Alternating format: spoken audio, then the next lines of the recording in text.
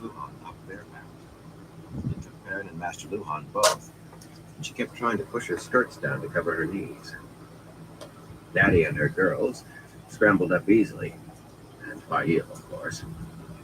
The guards supposedly watching all this continued their measured rounds, calling to each other about all being well with the night. When I give the word, Perrin began, and someone in the camp shouted, then again more loudly. A horn sounded, and shouting men poured out of the tents. Whether they had found the prisoners gone or the unconscious man who had attacked him, it made no difference. Follow me, Perrin cried, digging his heels into the dark gelding he had chosen. Ride! It was a madcap rush, but he tried to keep an eye on everyone. Master Luhan was almost as bad a rider as his wife, the pair of them bouncing around, nearly falling as their horses ran. Either Bode or Eldrin was screaming at the top of her lungs from excitement or terror. Luckily, the guards were not expecting trouble from inside the camp. One white-cloaked man, peering into the darkness, turned just in time to throw himself out of the way of the charging horses. Hey, Fire, how you doing, bro? Girls. I just gotta More horns bayed behind share them, this out real and quick shouts with here. the definite sound of We're all orders couple hammered up. the night, well before they reached the cover of the thicket.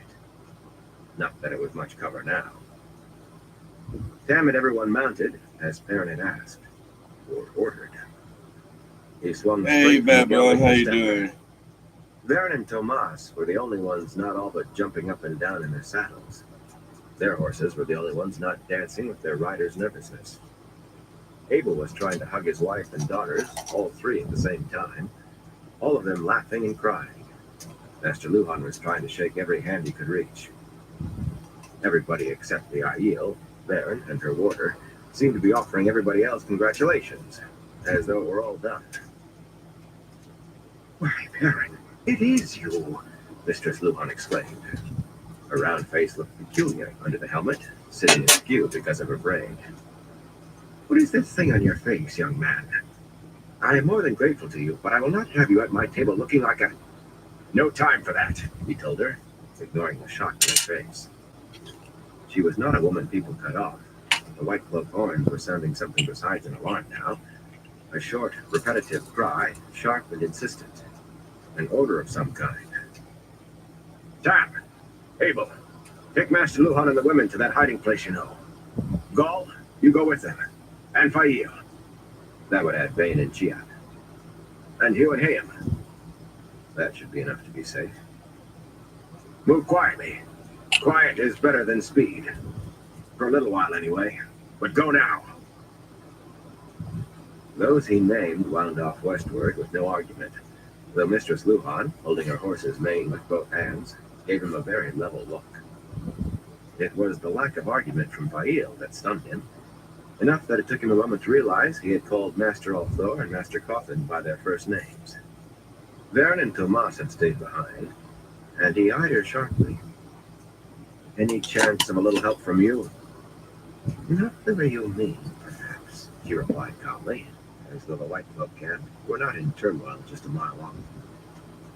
My reasons are no different today than yesterday, but I think it might rain in, half an hour, maybe less. Quite a downpour, I expect. Half an hour. Perrin grunted and turned to the remaining Two Rivers lads. Practically quivering with the desire to run, they held their bows in white-knuckled grips. He hoped they had all remembered to bring spare bowstrings, at least, since it was going to rain. We, he told them, are going to draw the white cloaks off so Mistress Coffin and Mistress Luhan and the rest can get away safely. We'll take them south along the North Road until we can lose them in the rain. If anyone wants out, he had best ride now. A few hands shifted on their reins, but they all sat their saddles looking at him. All right, then. Shout like you've gone mad so they'll hear us. Shout until we reach the road. Bellowing, he wheeled Stepper and galloped for the road. At first, he was not really certain they would follow, but their wild howls drowned his roar and the thunder of their hooves. If the White Cloaks did not hear that, they were deaf. Not all of them stopped shouting when they reached the hard-packed dirt to the north road and swung south at a dead run through the night. Some laughed and whooped. Perrin shrugged out of the white cloak and let it fall. The horns sounded again, a little fainter now. "Perrin!" Will called, leaning forward on the neck of his horse. "What do we do now? What do we do next?" "We hunt Trollocs," Perrin shouted over his shoulder. From the way the laughter redoubled, he did not think they believed him. But he could feel Varen's eyes drilling into him back. Shingu. Thunder in the night sky echoed the horses' hooves. Chapter 34. He Who Comes with the Dawn. The dawn shadows shortened and paled as Rand and Matt jogged across the barren, still dark valley floor, leaving fog-shrouded Ruidion behind. The dry air hinted at heat to come, but the slight breeze actually felt cool to Rand with no cover. Damn it. That would not last. Full blistering daylight would be on them soon enough. They hurried as best they could in the hope of beating it, but he did not think they would. Their best was not very fast. Matt trotted in a pained shamble. A dark smear fanned across half his face, and his coat hung open, revealing his unlaced shirt stuck to his chest by more drying blood. Sometimes he gingerly touched the thick wheal around his throat, nearly black now, growling under his breath, and he stumbled often, catching himself with the odd, black-hafted spear, clutching at his head. He did not complain, though, which was a bad sign. Matt was a great complainer at small discomforts. I just gotta roll a couple up real quick. Then he was in real pain. The old half-healed wound in Rand's side felt as though something were boring into it, and the gashes on his face and head burned. Yet lumbering along, half hunched over his aching side, he hardly thought of his own hurts. He was all too conscious of the sun rising behind him, and the Aiel waiting on the bare mountainside ahead. There was water and shade up there, and help for Matt. The rising sun behind, and the Aiel ahead. Dawn, and the Aiel. He who comes with the dawn. That Aes Sedai he had seen, or dreamed he had seen, before Ruidion, she had spoken as if she had the foretelling. He will bind you together. He will take you back and destroy you. Words delivered like prophecy. Destroy them. Prophecy said he would break the world again. The idea horrified him. Perhaps he could escape that part at least. But war, death, and destruction already welled up in his footsteps. Tyr was the first place in what seemed a very long time where he had not left chaos behind. Men dying and villages burning. He found himself wishing he could climb on Giaden and run as fast as the stallion could carry him. It was not the first time. But I can't run, he thought. I have to do it because there isn't anybody else who can. I do it when the Dark One wins. A hard bargain, but the only one there was. Why would I destroy the Aiel? How? That last thought chilled him. It was too much like accepting that he would, that he should. He did not want to harm the Aiel. Light, he said harshly. I don't want to destroy anybody. His mouth felt lined with dust again. Matt glanced at him silently, a wary look. I'm not mad yet, Rand thought grimly. Upslope, the Aiel were stirring in the three camps. The cold fact was, he needed them. That was why he had begun to contemplate this, back when he first discovered that the Dragon Reborn, and he who comes with the dawn, might well be one and the same. He needed people he could trust, people who followed from something besides fear of him, or greed for power. People who did not mean to use him for their own ends. He had done what was required, and now he would use them. Because he had to. He was not mad yet. He did not think he was. but many would think so before he was done. Full glaring sunlight overtook them before they began to scramble up Dare, heat like a club. Rand climbed the uneven slope as fast as he could manage, with its dips and rises and rough outcrops. His throat had forgotten its last drink. The sun dried his shirt as fast as sweat could moisten it. That needed no urging either. There was water up there. Bear stood in front of the Wise One's low tents, a water bag in her hands, glistening with condensation. Licking cracked lips, Rand was sure he could see the glisten. Where is he? What have you done to him? The roar stopped Rand in his tracks. The flame-haired man, Couladin, stood atop a thick thumb of granite jutting out from the mountain. Others of the Shido clan clustered around its base, all looking at Rand and Matt. Some were veiled. Who are you talking about? Rand called back. His voice croaked with thirst. Couladin's eyes bulged in outrage. Muradin, wetlander!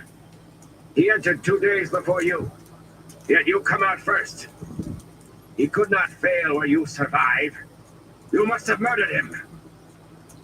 Rand thought he heard a shout from the Wise One's tents, but before he could even blink, Couladin uncoiled like a snake, casting his spear straight at him. 2 more streaked behind it from the Aiel at the base of the granite thumb. Instinctively, Rand snatched for Saidin, and the flame-carved sword. The blade whirled in his hands. Whirlwind on the mountain, aptly named, slicing a pair of spear shafts in 2. Matt's spinning black spear just barely knocked the third aside. Proof! Couladin howled. They entered Rudion armed. It is forbidden. Look at the blood on them. They have murdered Muradin. Even as he spoke, he hurled another spear. And this time, it was one of a dozen. Rand flung himself aside, just conscious of Matt leaping the other way. Yet even before they hit the ground, the spears came together where Rand had been standing, bouncing off each other. Rolling to his feet, he found the spears all stuck into the stony ground, in a perfect circle surrounding the spot he had jumped from. For a moment, even Couladin seemed stunned. I got one rolled up so far. Stop! Bear shouted, running down into the motionless instant. Her long, bulky skirt impeded her no more than her age. She bounded down the slope like a girl for all her white hair, and a girl in a fury at that. The piece of Rudion, Couladin! Her thin voice was an iron rod. Twice you have tried to break it now. Once more, and you are outlawed. My word on it. You and anyone else who lifts a hand. She skidded to a halt in front of Rand, facing the Shido, with the water bag raised as if she meant to bludgeon him. Got one rolled. Let who doubts me raise a weapon. That one will be deprived of shade according to the agreement of Rodion. Denied hold or stand or tent. His own set will hunt him as a wild beast. Some of the Shido hastily unveiled their faces, some of them. But Couladin was not dissuaded. They are armed, Bear. They went armed to Rudion. That is, silence! Bear shook a fist at him. You dare speak of weapons? You who would break the peace of Rudion and kill with your face bare to the world? They took no weapon with them. I attest to it. Deliberately, she turned her back, but the gaze she swept across Rand and Matt was hardly softer than what she had given Couladin. She grimaced at Matt's strange, sword-bladed spear, muttering, Did you find that in Rudion, boy? I was given it, old woman, Matt growled back hoarsely. I paid for it, and I mean to keep it. She sniffed. You both look as if you had rolled in knife grass. What? No, you can tell me later. Eyeing Rand's power-wrought sword, she shivered. Rid yourself of that, and show them the signs before that fool Couladin tries to whip them up again. With this temper on him, he would take his whole clan into outlawry without blinking. Quickly! For a moment, he gazed at her. Signs? Then he remembered what Ruark had shown him once. The mark of a man who had survived Rudian. Letting the sword vanish, he unlaced his left shirt cuff and pushed the sleeve back to his elbow. Around his forearm wound a shape like that on the dragon banner. A sinuous, golden-maned form, scaled in scarlet and gold. He expected it, of course, but it was still a shock. The thing looked like a part of his skin, as though that non-existent creature itself had settled into him. His arm felt no different, yet the scales sparkled in the sunlight like polished metal. It seemed if he touched that golden mane atop his wrist, he would surely feel each hair. He thrust his arm into the air as soon as it was bare, high, so Couladin and his people could see. Mutters rose among the Shido, and Couladin snarled wordlessly. The numbers around the granite outcrop were swelling as more Shido came running from their tents. Ruark stood with Hiern and his Jindo a little upslope. They watched the Shido warily, and Rand, with an air of expectation, his uplifted arm did not lessen. Lan stood halfway between the two groups, hands resting on his sword hilt, face a thunderhead. Just as Rand began to realize the Aiel wanted something more, Egwene and the other three wise women reached him, scrambling down the mountain. The Aiel women looked out of countenance at having to hurry, and every bit as angry as Bear had been. Amis directed her glares at Couladin, while sun-haired Melaine stared blamingly at Rand. Siana just seemed ready to chew rocks. Egwene, with a scarf wrapped around her hair and spread over her shoulders, stared at Matt and him, half in consternation and half as though she had expected never to see them again. "Ooh," Bear muttered. "All of the signs."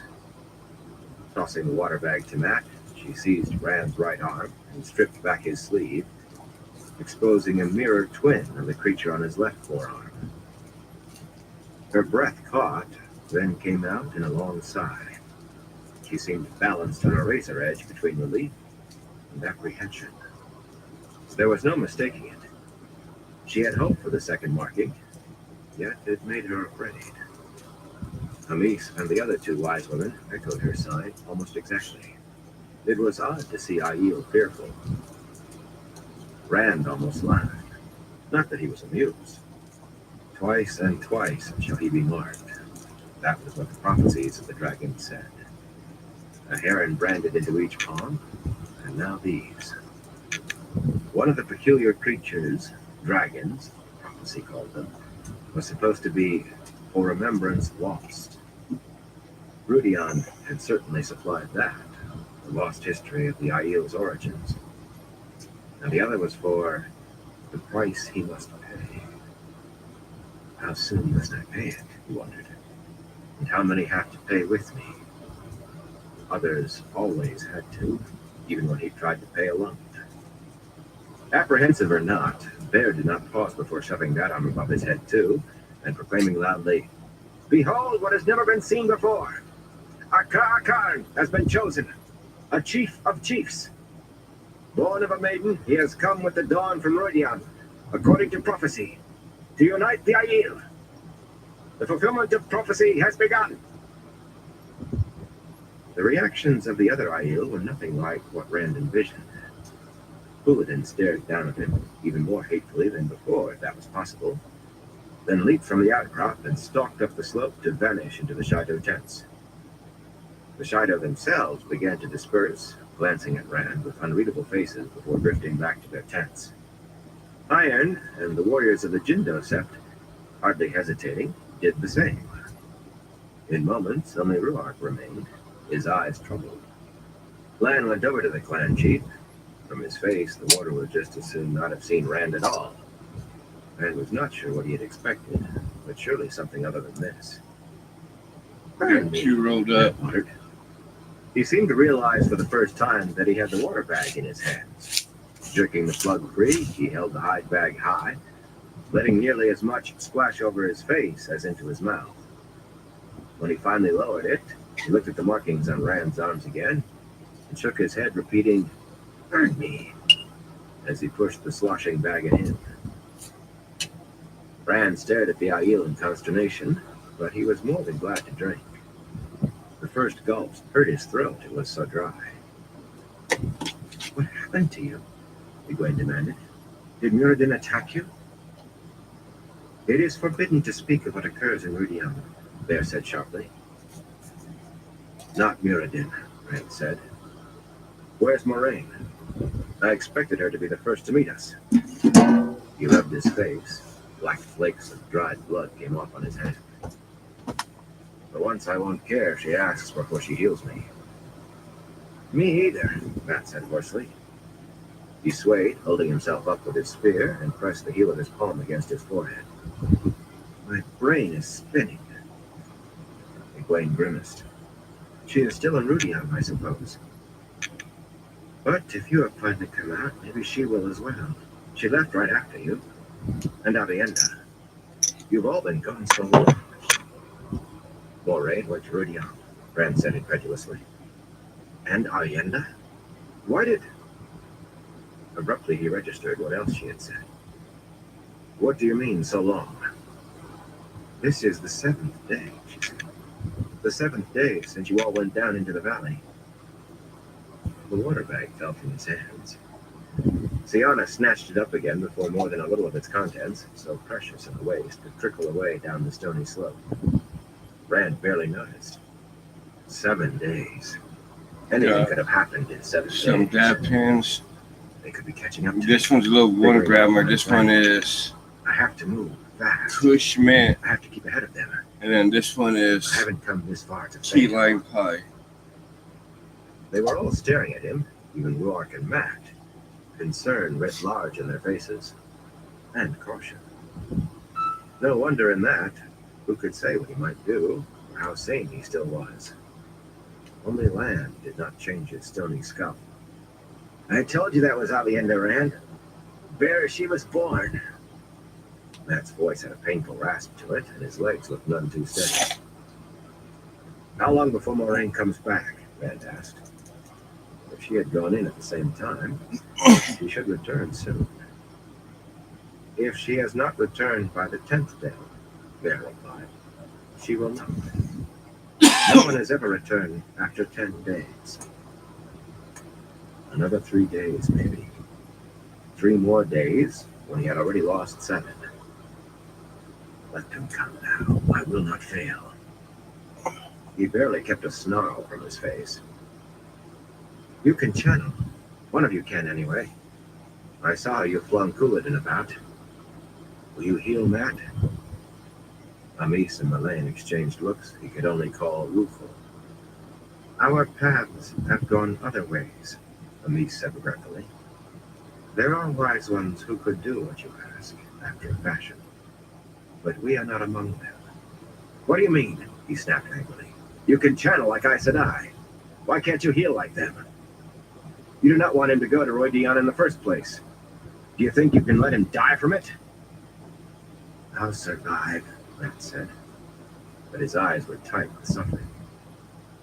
Egwene put a hand on Rand's arm. Not all Aes Sedai can heal very well, he said in a soothing voice. The best healers are all Yellow Aja. Shiriam, the mistress of novices, cannot heal anything much more serious than a bruise or a small cut. No 2 women can have exactly the same talents or skills. Her tone irritated him. He was not some pettish child to be smoothed down. He frowned at the wise ones. Could not, or would not, Matt and he would have to wait for Moraine. If she had not been killed by that bubble of evil, by those dust creatures, it must have dissipated by now. There had been an end to the one in Tyr. They wouldn't have stopped her. She could channel her way through them. She knows what she's doing. She doesn't have to figure it out an inch at a time the way I do. But then why was she not back? Why had she gone in the first place? And why had he not seen her? Foolish question. 100 people could have been in Rudion without being seen. Too many questions and no answers until she did return, he suspected. If then. There are herbs and ointments, Siana said. Come out of the sun, and we will tend your injuries. Out of the sun, Rand muttered. Yes. He was being boorish, but he did not care. Why had Moraine gone into Rodion? He did not trust her to stop pushing him in the direction she thought best, and the Dark One take his opinions. If she was in there, would she have affected what he saw? Changed it some way? If she even suspected what he planned? He started toward the Jindo tents. Couladin's people were not likely to offer him a resting place, but Amis turned him towards the flat farther up where the Wise One's tents stood. They might not be comfortable with you among them just yet, she said. Ruark, falling in beside her, nodded agreement. Melaine glanced at Lan. This is no business of yours, Annaline. You and Ruark take Metrum and... Oh, No. shit. I guess good rain ain't that bad. Ain't too bad sometimes. Partly it was because he wanted answers from the clan chief, and partly it was sheer stubbornness. These Wise Ones were all set to guide him around on a leash, just like Moraine. He was not about to put up with it. They looked at one another, then nodded as if acceding to a request. If they thought he would be a good boy because they gave him a sweet, they were mistaken. I'd have thought you would be with Moraine, he said to Lan. Oh, just rain? A flash of embarrassment crossed the warrior's face. The Wise Ones managed to hide her going until nearly sunset, he said stiffly. Then they convinced me following would serve no purpose. They said even if I did, I could not find her until she was already on her way Hey, out. Ben, how you doing? And she would not need me then. I'm no longer certain I should have listened. Listened, Elaine snorted. Her gold and ivory bracelets clattered as she adjusted her shawl irritably. Trust a man to make himself sound reasonable. He would almost certainly have said it and very likely killed her, too. Elaine and I had to hold him down half the night before he would listen, Amis said. A small smile was a touch of a touch rough. Lan's face might have been carved from thunderclouds. Small wonder that the Wise Ones had used the power on him. What was Moraine doing in there? Ruark, Rand said. How am I supposed to unite the Aiel? They don't even want to look at me. He raised his bare forearms for a moment. The dragon's scales glittered in the harsh sunlight. These say I am he who comes with the dawn. But everybody practically melted away as soon as I showed the things. It is one thing to know prophecy will be fulfilled, eventually, Randy said slowly. And I hope to see that fulfillment begun before I am. It is said you will make the dawn one people again, as long ago. We have fought one another almost as long as we have fought the rest of the world. And there is more for some of us. We will bind you together and destroy you. That was it. Ruark Cushman. that too. Now we'll And do the other some clan of chiefs and the the Wise key Ones. lime pie. They also had entered that forest of shining glass columns. If Moraine had not arranged a special vision for him. Does everyone see the same things inside those columns, Ruark? No, Melaine snapped, eyes like green steel. Be silent or send Annaline and Matrim away. You must go too, Egwene. It is not permitted, Amis said, in a just slightly softer voice, to speak of what occurs within Rodion, except with those who have been there. A fraction softer, maybe. Even then, few speak of it, and seldom. I mean to change what is permitted and what isn't, Rand told them levelly. Become used to it. He caught Egwene muttering about him needing his ears boxed and grinned. Egwene too, since she asked so nicely. She stuck her tongue out at him, then blushed when she realized what she had done. Change, York said. You know he brings change, Reese. It is wondering what change and how that makes us like children alone in the dark. Since it must be, let it begin now. No two clan chiefs I have spoken with have seen through the exactly same eyes, Rand. were exactly the same things until the sharing of water and the meeting where the agreement of Rudian was made. Whether it is the same for wise ones, I do not know, but I suspect it is. I think it is a matter of bloodlines. I believe I saw through the eyes of my ancestors and through yours. Amis and the other wise ones glowered in grimly sullen silence. Matt and Egwene wore equally confused stares. Lan alone seemed not to be listening at all. His eyes looked inward, no doubt in worry over Moraine. Rand felt a little strange himself, seeing through his ancestors' eyes. He had known for some time that Tamil Thor was not his real father, that he had been found as a newborn on the slopes of Dragon Mount after the last major battle of the Aiel War. A newborn with his dead mother, the Maiden of the Spear. He had claimed Aiel blood in demanding admittance to Rudian, but the fact of it was just now being driven home. His ancestors. Then you saw Rudian just begun building two. And the two Aes Sedai, you heard what one of them said? He will destroy him. I heard. Roark looked resigned, like a man who had learned his leg had to be cut off. I know. Rand changed the subject. What was the sharing of water? The clan chief's eyebrows lifted in surprise. You did not recognize it, but then I do not see why you should. You have not grown up with the histories. According to the old stories, from the day the breaking of the world began until the day we first entered the threefold land, only one people did not attack us. One people allowed us water freely when it was needed. It took us long to discover who they were. That is done with now. The pledge of peace was destroyed. The tree killers spat in our faces. Kyron, Brad said. You're talking about Kyron, and that one they're all dead. And Layman, hanging on the tree. Layman is dead for his punishment, Rourke said in a flat voice. The Oathbreakers are done with. He looked at Rand sideways. Some, such as Couladin, take it for proof we can trust no one who is not Aiel. That is a part of why he hates you.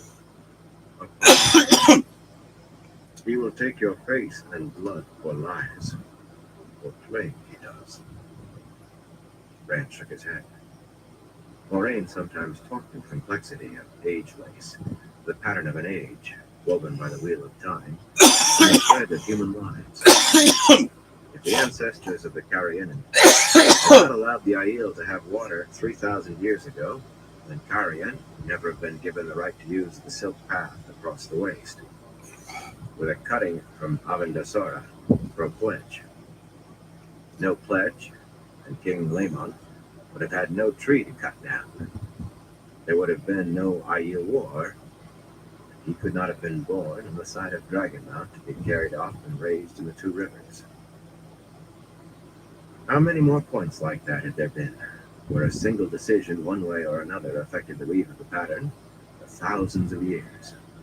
1,000 times 1,000 tiny branching points.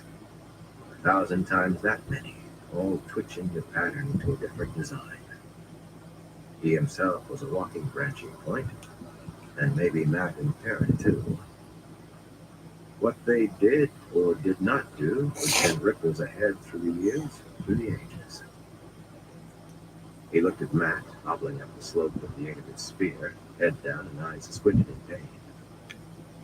The Creator could not have been thinking to set the future on the shoulders of 3 farm boys. I can't. I have to carry it on at the cost. At the Wise One's low, wall-less tents, the women ducked inside with murmurs about water and shade. They all but pulled Matt with them. As evidence of how his head and throat hurt, he not only obeyed, he did so silently. Rand started to follow, but Lan laid a hand on his shoulder. Did you see her in there? The warder asked. No, Lan. I'm sorry, I did not. She'll come out safe if anyone can. Clan grunted and took his hand away. Watch out for Couladin, Rand. I have seen his kind before. Ambition burns in his belly. He would sacrifice the world to achieve it. Unaligned speaks the truth, Wark said. The dragons on your arms will not matter if you are dead before the clan chiefs learn. I will make sure some of Hyan's Jindo are always near you until we reach Cold Rocks. Even then, Couladin will probably try to make trouble, and the Shido at least will follow him. Perhaps others too. The prophecy of Rudion said you would be raised by those not of the blood. Yet Couladin may not be the only one to see only a wetlander. I will try to watch my back, Red said dryly. In the stories, when somebody performed prophecy, everyone cried because or some such. And that was that, except for dealing with the villains. Real life doesn't work that way. When they entered the tent, Matt was already seated on a gold-tasseled red cushion with his coat and shirt off. A woman in a cowled white robe had finished washing the blood from his face and was just beginning on his chest. Amis gripped a stone mortar between her knees, blending some ointment with pestle, while Bear and Sienna had their heads together over herbs brewing in a pot of hot water. Melaine grimaced at Lan and Ruark, then fixed Rand with cool green eyes. Stripped to the waist, she said curtly. The cuts on your head do not seem too bad.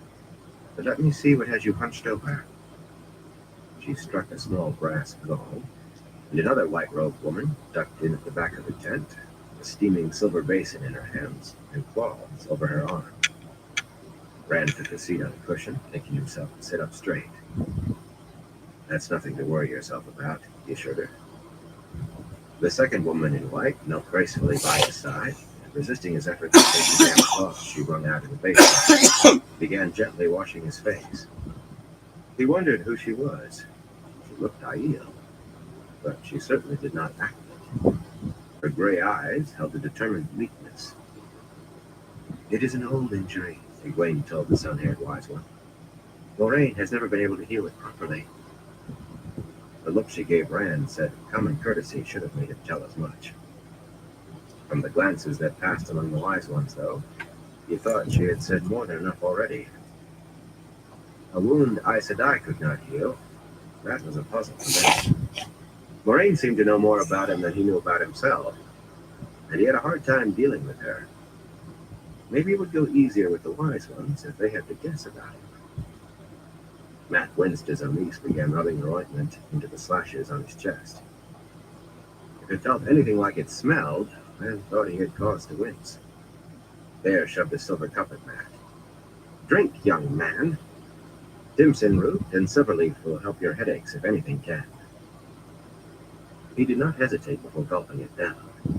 A shudder and a twisted face followed. Inside of my boots. But he gave her a seated bow, formal enough for a tyrant, except for his being shirtless, and only spoiled a bit by his sudden grin. I thank you, wise one, and I won't ask if you added anything just to give it that memorable taste. Bear and Sienna's soft laughter might have come because they had, but because they had not. But it seemed that, as usual, they found a way to get on the good side of the women. Even though they gave a great smile. Ruark, Rand said, there's Couladin things to make difficulties. I need to jump ahead of him. How do I go about telling the other clan chiefs? About me? About these? He shifted his dragon-twined arms. The white-robed woman at his side, cleaning the long gash in his hair now, deliberately avoided looking at them. There is no set formality, Ruark said. How could there be for a thing that will happen only once? When there must be a meeting between clan chiefs, there are places where something like the peace of Rudion holds. The closest to Cold Rocks, the closest to Rudion, is Al-Qaeda. You can show proofs to the clan in September. Al-Qaeda, Matt said, giving it a subtly different sound. The Golden Bowl? Ruark nodded. A round canyon, though there is nothing golden about it. There is a ledge at one end, and the man who stands there can be heard by anyone in the canyon without raising his voice. Rand frowned at the dragons on his forearms. He was not the only one to have been marked in some way in Rhuidean. Matt no longer spoke a few words of the old tongue now and then, without knowing what he was saying. He understood, since Rhuidean, though he did not appear to realize it. Egwene was watching that, thoughtfully. She had spent too much time with Aes Sedai. Ruark, can you send messengers out to the clan chiefs? He said. How long will it take to ask them all to Alcair Dal? What will it take to make sure they come? Messengers will take weeks, and more weeks for everyone to gather. Ruark's gesture took in all 4 wise ones. They can speak to every clan chief in his dreams in one night, to every sect chief, and every wise one, to make sure no man takes it for just a dream. I appreciate your confidence that we can move mountains, shaded my heart, Amis said roughly, settling herself beside Rand with her ointment. But that does not make it so. It would take several nights to do what you suggest, with little rest in them. Rand caught her hand as she started to rub the sharp-smelling mixture on his cheek. Will you do it? Are you so eager to destroy us? She demanded. Then bit her lip vexedly as the white-cowled woman on Rand's other side started. Merlane clapped her hands twice. Leave us, she said sharply, and the women in white bowed their way out with basins and cloths. You goad me like a needle burn next to the skin, Amis told Rand bitterly. Whatever they are told, those women will talk now of what they should not know. She pulled her hand free, began rubbing in the ointment with perhaps more energy than was necessary. It stung worse than it smelled. I do not mean to goad you, Rand said, but there is no time. The Forsaken are loose, Amis. And if they find out where I am, or what I planned. The Aiel women did not seem surprised. Had they known already? 9 still live. Too many. And those that don't want to kill me think they can use me. I have no time. If I knew a way to bring all the clan chiefs here now and make them accept me, I'd use it. What is it you plan? Amis's voice was as stony as her face. Will you tell the chiefs to come to Alcair Dal? For a long moment she met his stare. When she finally nodded, it was grudging. Begrudged or not, some of the tension went out of him. There was no way to win back 7 lost days, but perhaps he could avoid losing more. Moraine still in Rhuidean, with Avienda held in here yet, though. He could not simply abandon her. You knew my mother, he said.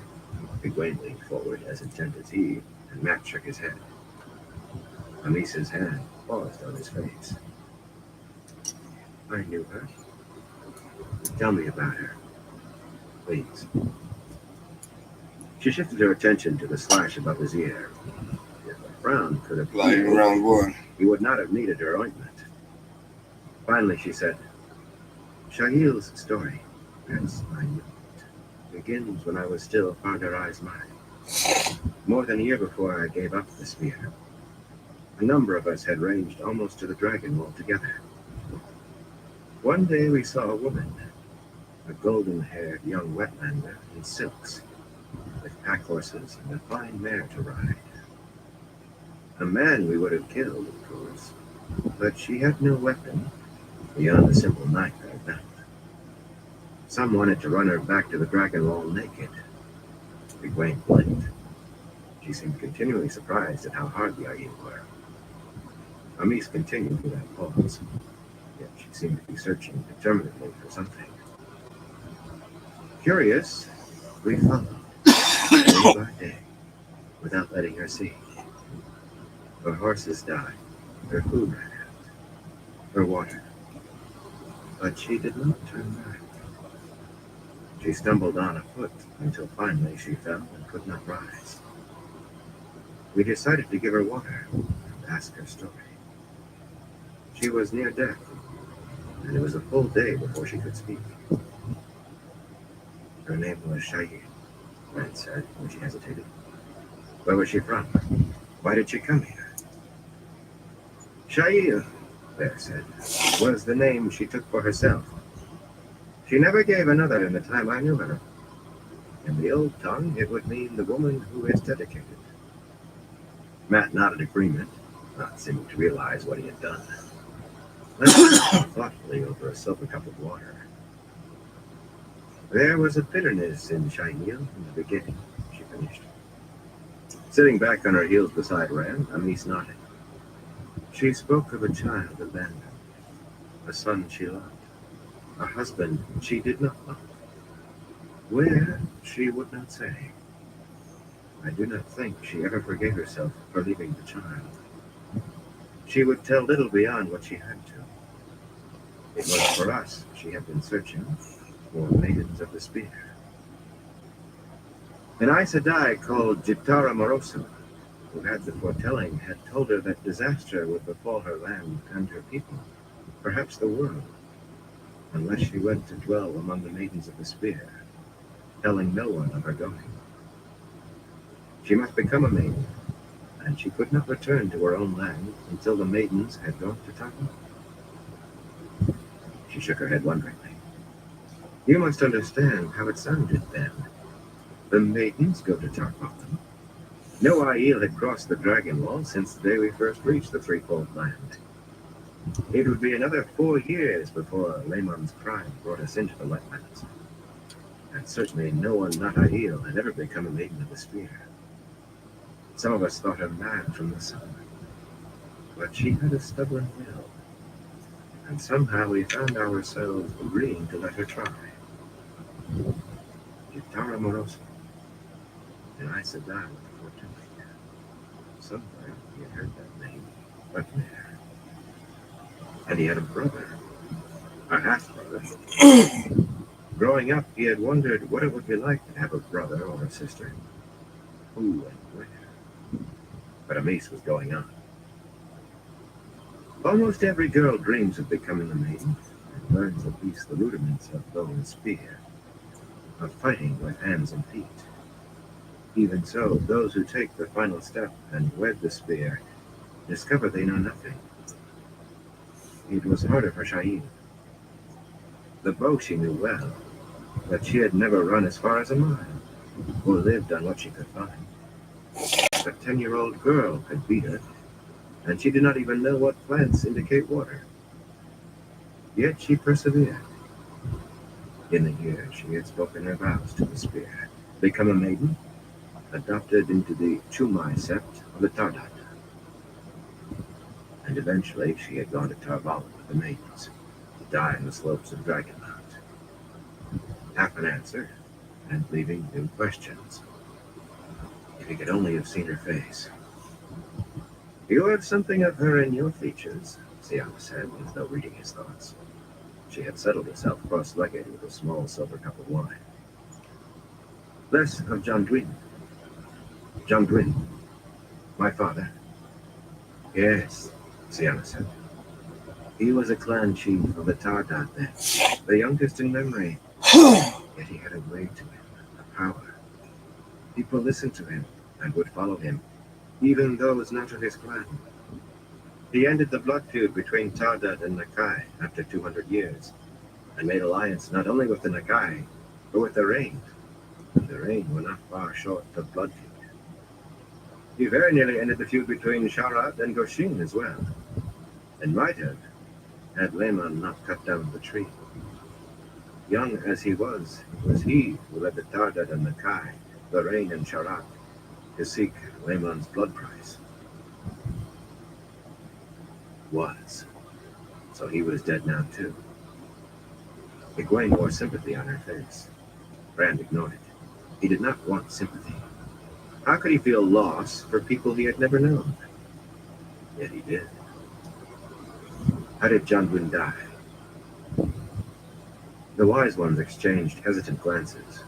At last, Amis said, It was the beginning of the third year of the search for Layland, when Shail found herself with child. By the laws, she should have returned to the threefold land.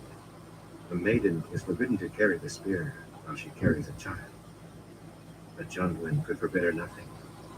Had she asked the moon on a necklace, he would have tried to give it to her. So she stayed, and in the last fight before Pt.11, she was lost, and the child was lost. Jundwin could not forgive himself for not making her obey the law. He gave up his place as clan chief, they said. No one had ever done that before. He was told it could not be done, but he simply walked away. He went north with the young men to hunt trollocs and merkel in the light. It is a thing wild young men do, and maidens with less sense than goats. Those who returned said he was killed by a man, though. They said Jundwin claimed this man looked like Shail, and he would not raise his spear when the man ran him through. Dead then. Both dead. He would never lose his love for Tam, never stop thinking of him as father, but he wished he could have seen Jundwin and Shail just once. Egwene tried to comfort him, of course, the way women did.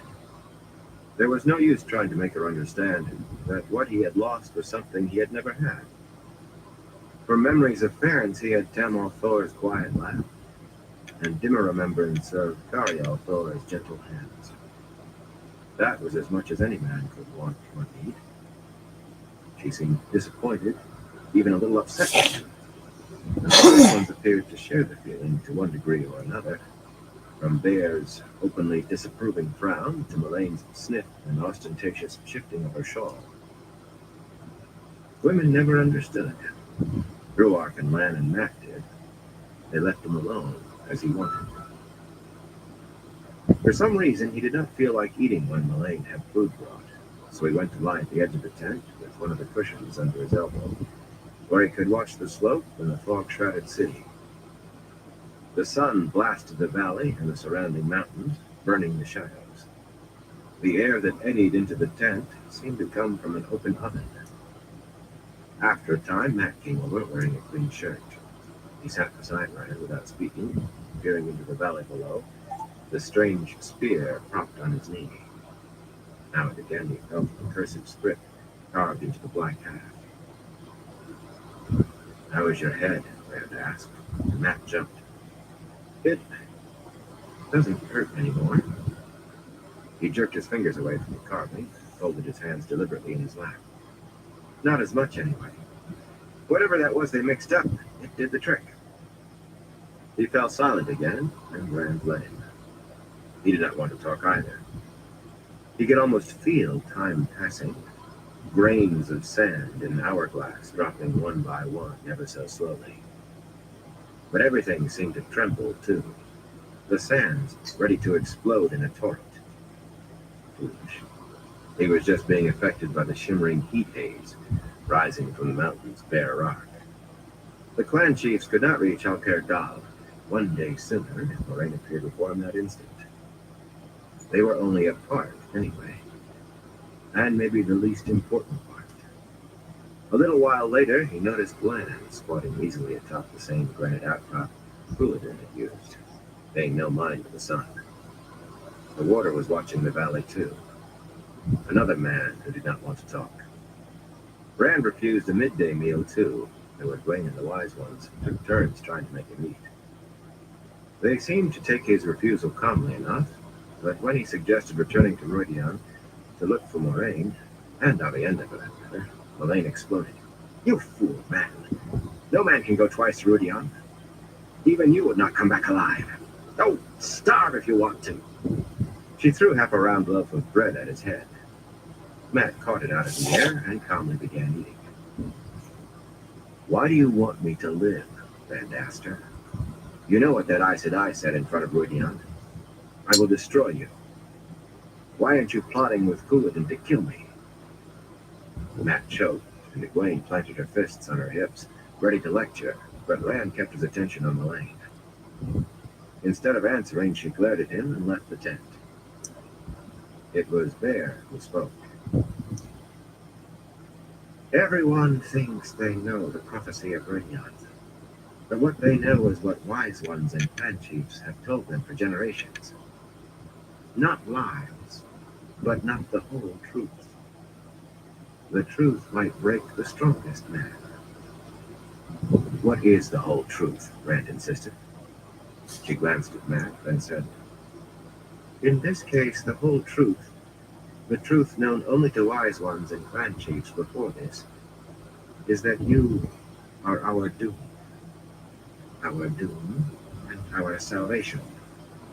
Without you, no one of our people will live beyond the last battle. Perhaps not even until the last battle. That is prophecy and truth. With you, he shall spill out the blood of those who call themselves Aiel as water on sand, and he shall break them as dried twigs. Yet the remnant of a remnant shall he save, and they shall live. A hard prophecy, but this has never been a gentle land. She met his gaze without flinching. A hard land and a hard woman. He rolled back over and returned to watching the valley. The others left, except for Matt. In the mid-afternoon, he finally spotted a figure climbing the mountain, scrambling up wearily. Avienda. Matt had been right. She was there as she was born, and showing some effects of the sun, too, Aiel or not. It was only her hands and face that were sun-darkened, and the rest of her looked decidedly red. He was glad to see her. She disliked him, but only because she thought he had mistreated Elaine. The simplest of motives. Not for prophecy or doom, not for the dragons on his arms, or because he was the dragon reborn. For a simple human reason. He almost looked forward to those cool, challenging stares. When she saw him, she froze, and there was nothing cool in her blue-green eyes. Her gaze made the sun seem cold.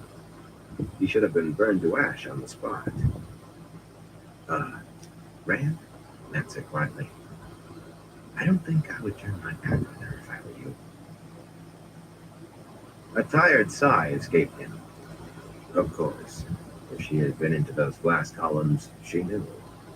There, Melaine, the others, they had all had years to grow used to it. For Avienda, it was a fresh wound with no scab. No wonder she hates me now. The wise ones scurried out to meet Avienda, hurrying her away into another tent.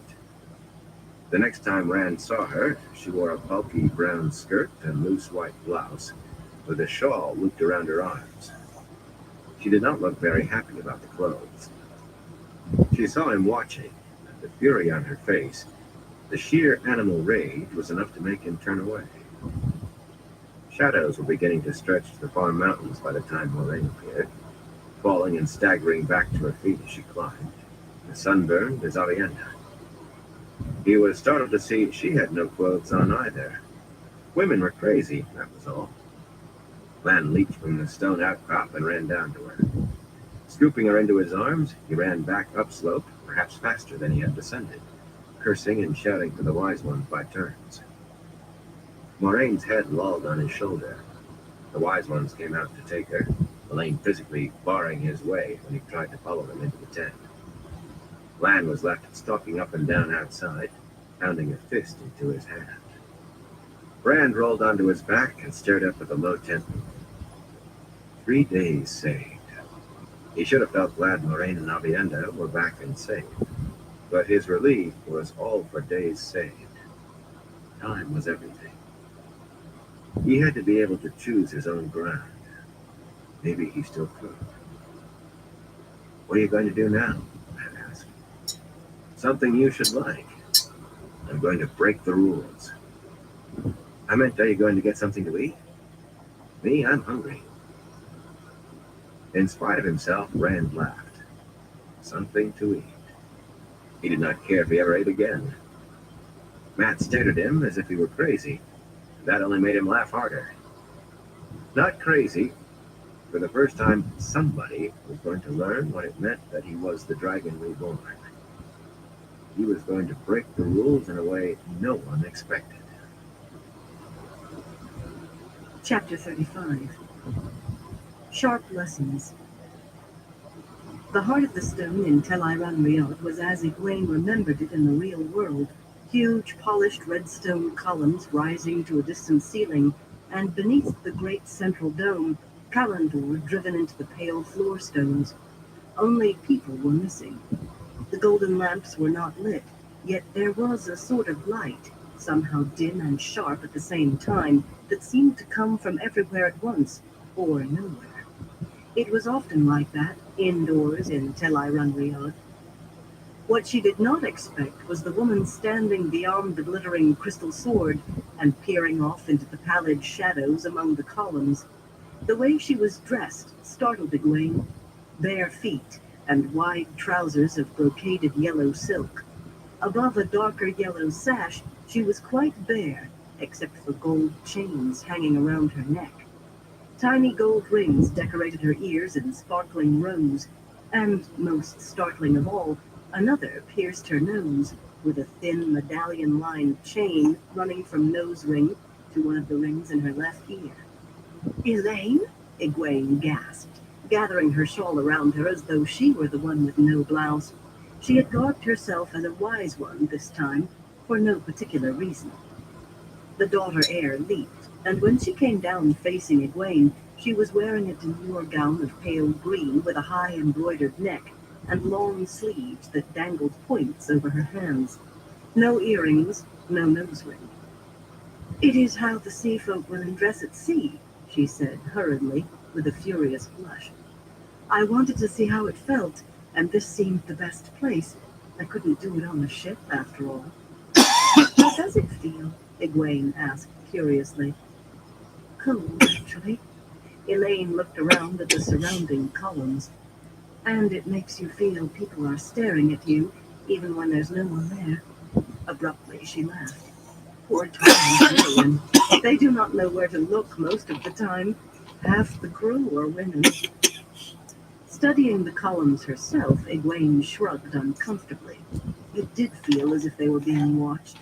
No doubt it was just because they were the only people in the stone. No one who had access to Tel Riyadh could expect to find anyone to watch here. "Tom? Tom Marilyn? And Jewelin Sandar? Are they with you?" "Oh, Egwene, Rand sent them." "Rand and Lan. Well, Moraine sent Tom, actually, but Rand sent Master Sandar to help us. Nynaeve is quite set up about it, about Lan, though of course she won't let on." Egwene smothered a small smile. Nynaeve was set up. Elaine's face was beaming, and her dress had changed again to a much lower neckline, apparently without her realizing it. The Turangrial twisted stone ring helped the daughter heir reach the world of dreams as easily as Egwene did, but it did not confer control. That had to be learned. Stray thoughts, such as how she might like to look for Rand, could still alter things for Elaine. "How is he?" Elaine's voice was a strange blend of forced casualness and apprehension. "Well," Egwene said, "I think he is." She made it a full report. The portal stones and Roydian, as much as she knew from what she had heard, what she had managed to infer from talk of seeing through ancestors' eyes, the strange creature from the dragon banner marked on Rand's forearms, Bear's revelation that he was the Aiel's doom, the summons of the clan chiefs to Alcair Dal. Amis and the other wise ones should be doing that even now. She fervently hoped they were. She even told the strange story of Rand's true parents, in a shorter form. "I don't know, though. He has been acting stranger than ever since, and Matt hardly less. I don't mean that he's mad, but he is as hard as Ruark or Lamb, in some ways at least, maybe harder. He's planning something, I think. Something he doesn't mean anybody to know, and he's in a rush to get to it. It is worrying." Sometimes I have the feeling he doesn't see people anymore, only pieces on a stone's board. Elaine did not look worried, or not about that, at any rate. He is what he is, Egwene. A king or a general cannot always afford to see people. When a ruler has to do what is right for a nation, there are times when some will be hurt by what is best for the whole. Rand is a king, Egwene, even if without a nation unless you count Tyr, and if he won't do anything that will hurt anyone, he will end by hurting everyone. Egwene sniffed. It might make sense, but she did not have to like it. People were people, and they had to be seen as people. There is more. Some of the wise ones can channel. I don't know how many, but I suspect more than a few to some degree. From what Amis tells me, they find every last woman who has the spark born in her. No Aiel women died trying to teach themselves to channel, while not even knowing what they were trying to do. There was no such thing as a wilder among the Aiel. Men who learned they could channel faced a grimmer fate. They went north to the Great Flight, and maybe beyond, to the Blasted Lands and Shaiel Ghul. Going to kill the Dark One, they called it.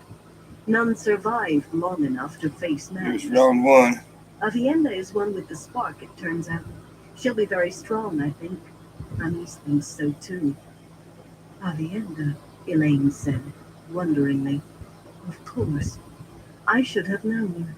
I felt the same kinship for Doreen on first sight that I did for her, and for you, for that matter.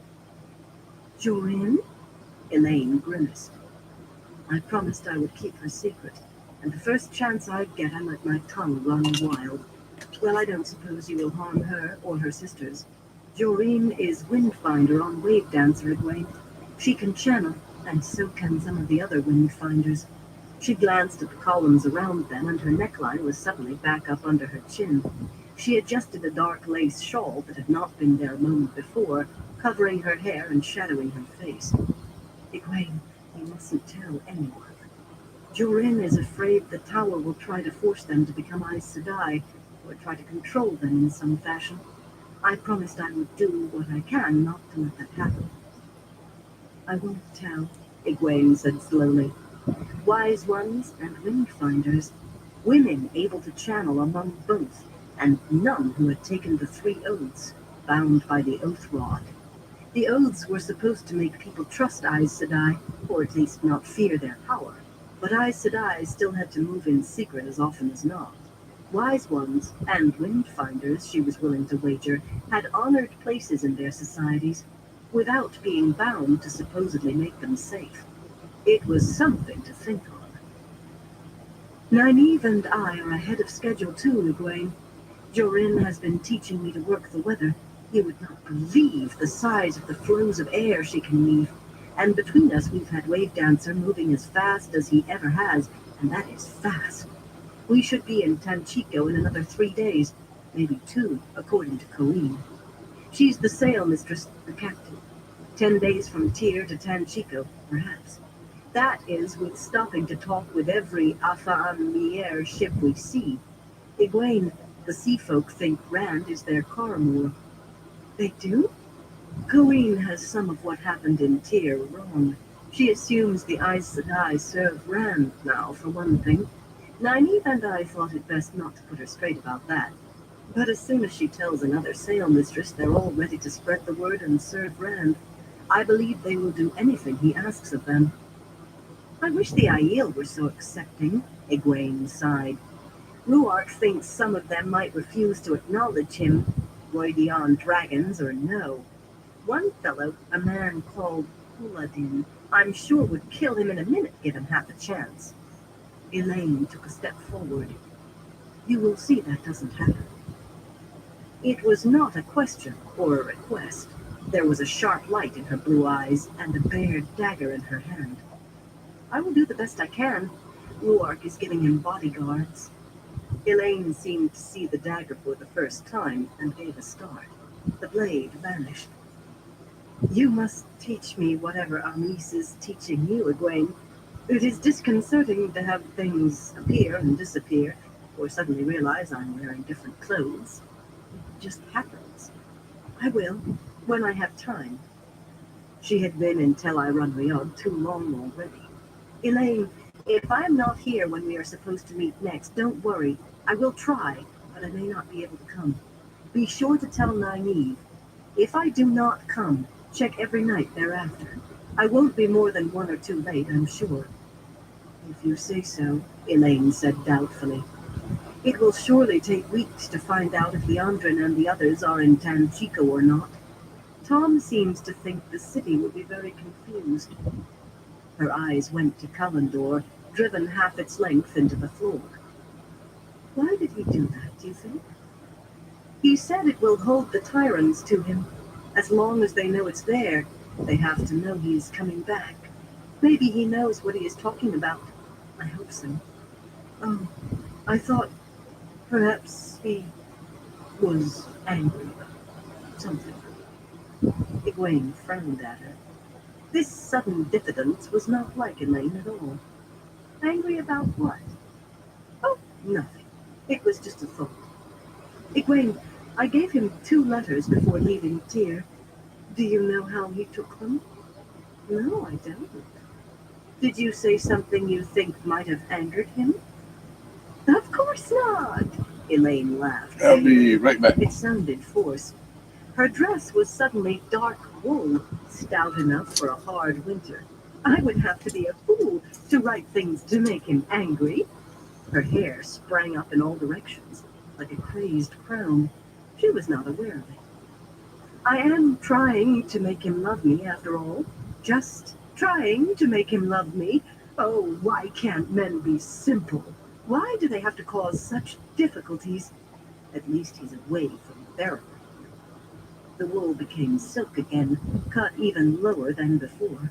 Her hair made shimmers on her shoulders to shame the gown's sheen. She hesitated, nibbling her lower lip. Egwene, if you find the chance, would you tell him I meant what I said in Egwene? Egwene! Something snatched Egwene. The heart of the stone dwindled into blackness, as if she were being hauled away by the scruff of her neck. With a gasp, Egwene started awake, heart pounding, staring up the low roof of the night-darkened tent over her head. Only a little moonlight crept in at the open sides. She lay under her blankets. The waist was as cold at night as it was hot during the day, and the brazier that exuded the sweetish smell of dried dung burning gave little warmth. Beneath her blankets, right where she had lain down to sleep. But what had pulled her back? Abruptly, she became aware of Amis, sitting cross-legged beside her, cloaked in shadows. The wise one's murk-shrouded face seemed as dark and foreboding as the night. Did you do that, Amis? She said angrily. You have no right to just haul me about. I'm Aes Sedai of the Green Ajah. The lie came easily to her lips now. And you have no right to cut her off with a grim voice. Beyond the dragon wall, in the White Tower, you are Aes Sedai. Here you are an ignorant pupil, a fool child crawling through a den of vipers. I know I said I would not go to Tel Riyadh without you, Egwene said, trying to sound reasonable. But something seized her ankles, hauled her feet into the air. Blankets tumbled away, her shift dropped to bunch in her armpits. Upside down, she hung with her face level with that of Anis. Furious, she opened herself to Saidar and found herself blocked. You wanted to go off alone, Anis hissed softly. You were warned, but you had to go. Her eyes seemed to glow in the dark, brighter and brighter. Never a care for what might be waiting. There are things in dreams to shatter the bravest heart. Around eyes like blue coals, her face melted, stretched. Scales sprouted where skin had been, her jaws thrust out, lined with sharp teeth. Things to eat the bravest heart, she growled. Screaming, Egwene battered vainly at the shield holding her from the true source. She tried to beat at that horrible face, at the thing that could not be Amis, but something gripped her wrists, stretched her taut and quivering in midair. All she could do was shriek as those jaws closed around her face. Screaming, Egwene sat up, clutching at her blankets. With an effort, she managed to snap her mouth shut, but she could do nothing about the shudders that racked her. She was in the tent, or was she? There was Amis, cross-legged in the shadows, glowing with Saidar, or was it she? Desperately, she opened herself to the source, and nearly howled when she found the barrier again. Tossing the blankets aside, she scrambled across the layered rugs on hands and knees, scattered her neatly folded clothes with both hands. She had a belt knife. Where was it? Where? There. Sit down, Amis said acervically, before I dose you for vapors and fidgets. You will not like the taste. Egwene twisted around on her knees, the short knife held in both hands. They would have trembled if not clutched together around the hilt. Is it really you this time? I am myself, now and also then. Sharp lessons are the best lessons. Do you mean to stab me? Hesitating, Egwene sheathed the knife. You have no right to. I have every right. You gave me your word. I did not know Aes Sedai could lie. If I am to teach you, I must know you will do as I say. I will not watch a people of mine cut her own throat. Amis sighed. The glow around her vanished, and so did the barrier between Egwene and Saidar. I cannot shield you any longer. You are far stronger than I. In the one power you are. You very nearly battered down my shield. But if you cannot keep your word, I do not know that I want to instruct you. I will keep my word, Amis. I promise I will. But I have to meet with my friends in Tel-Iran Riyadh. I promised them, too. Amis, they might need my help, my advice. Amis's face was not easy to make out in the darkness, but Egwene did not see any softening. Please, Amis, you've taught me so much already. I think I could find them wherever they are now. Please don't stop me when there is so much yet for me to learn. Whatever you want me to do, I will. Braid your hair, Amis said in a flat tone. My hair, Egwene said uncertainly. It would certainly be no inconvenience, but why? She wore it loose now, falling below her shoulders, yet it was not that long ago that she had almost burst with pride on the day the women's circle back home had said she was old enough to put her hair in a braid like the one Nynaeve still wore. In the Two Rivers, a braid said you were old enough to be considered a woman. One over each ear. Amis's voice was still like a flat rock. If you have no ribbon to twine in the braids, I will give you some. That is how little girls wear their hair among us.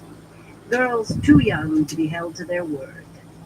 When you prove to me that you can keep yours, you can stop wearing it.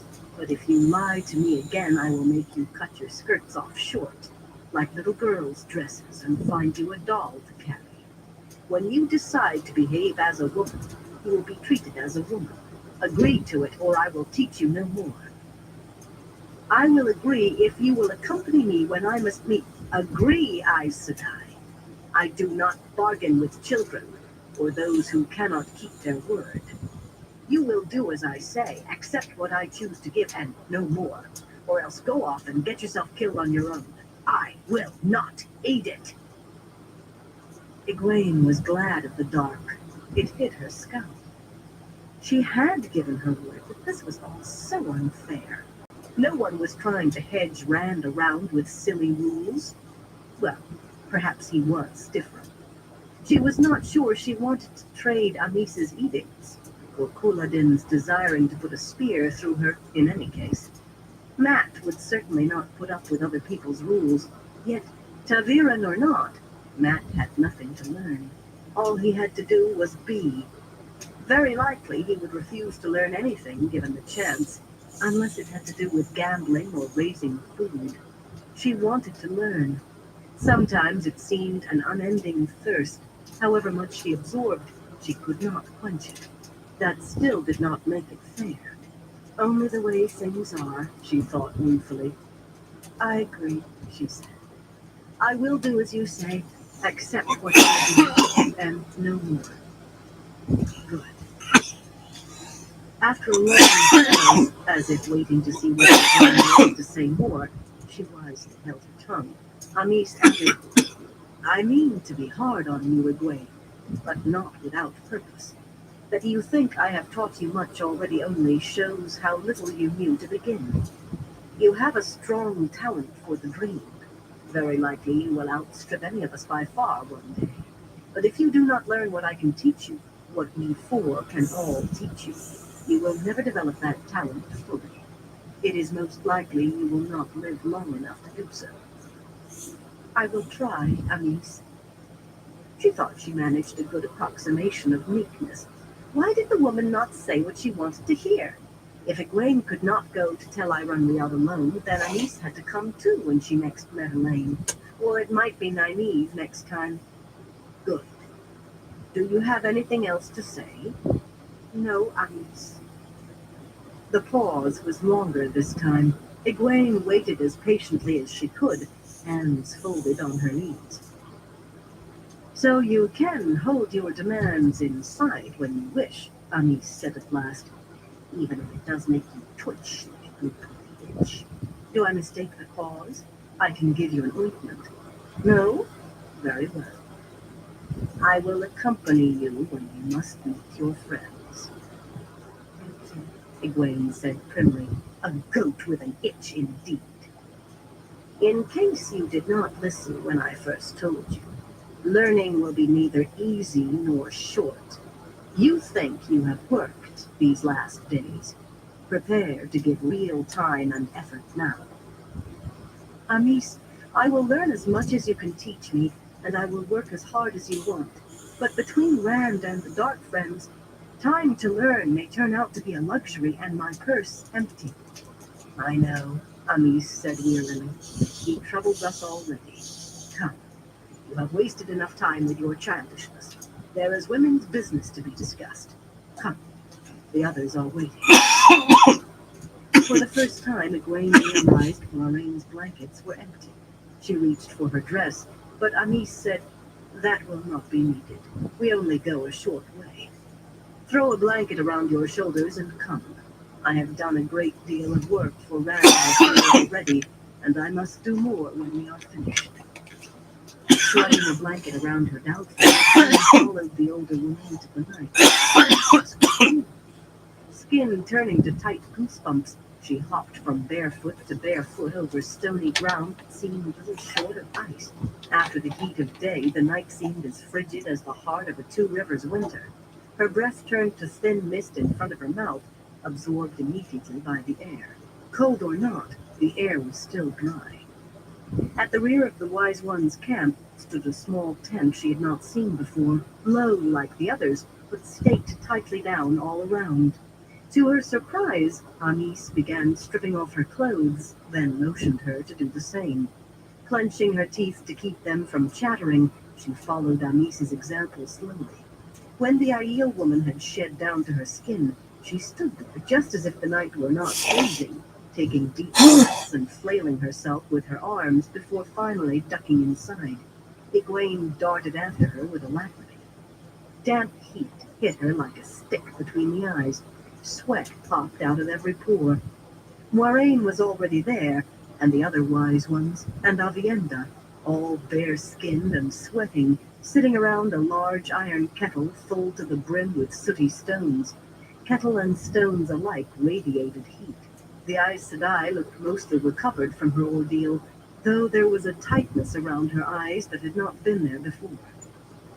As Egwene was gingerly finding a place to sit, no layered rugs here, only rocky ground, Avienda scooped a handful of water from a smaller kettle at her side and tossed it into the larger one. The water hissed to steam, leaving not even a damp spot on the stones. Avienda had a sour look on her face. Egwene knew how she felt. Novices in the tower were also given chores. She was not sure if she had hated scrubbing floors more than pots or the other way around. This task did not look nearly so onerous. We must discuss what to do about Randall Thor, Bear said when Amis was seated too. Do about him? Egwene said, alarmed. He has the signs. He is the one you have been looking for.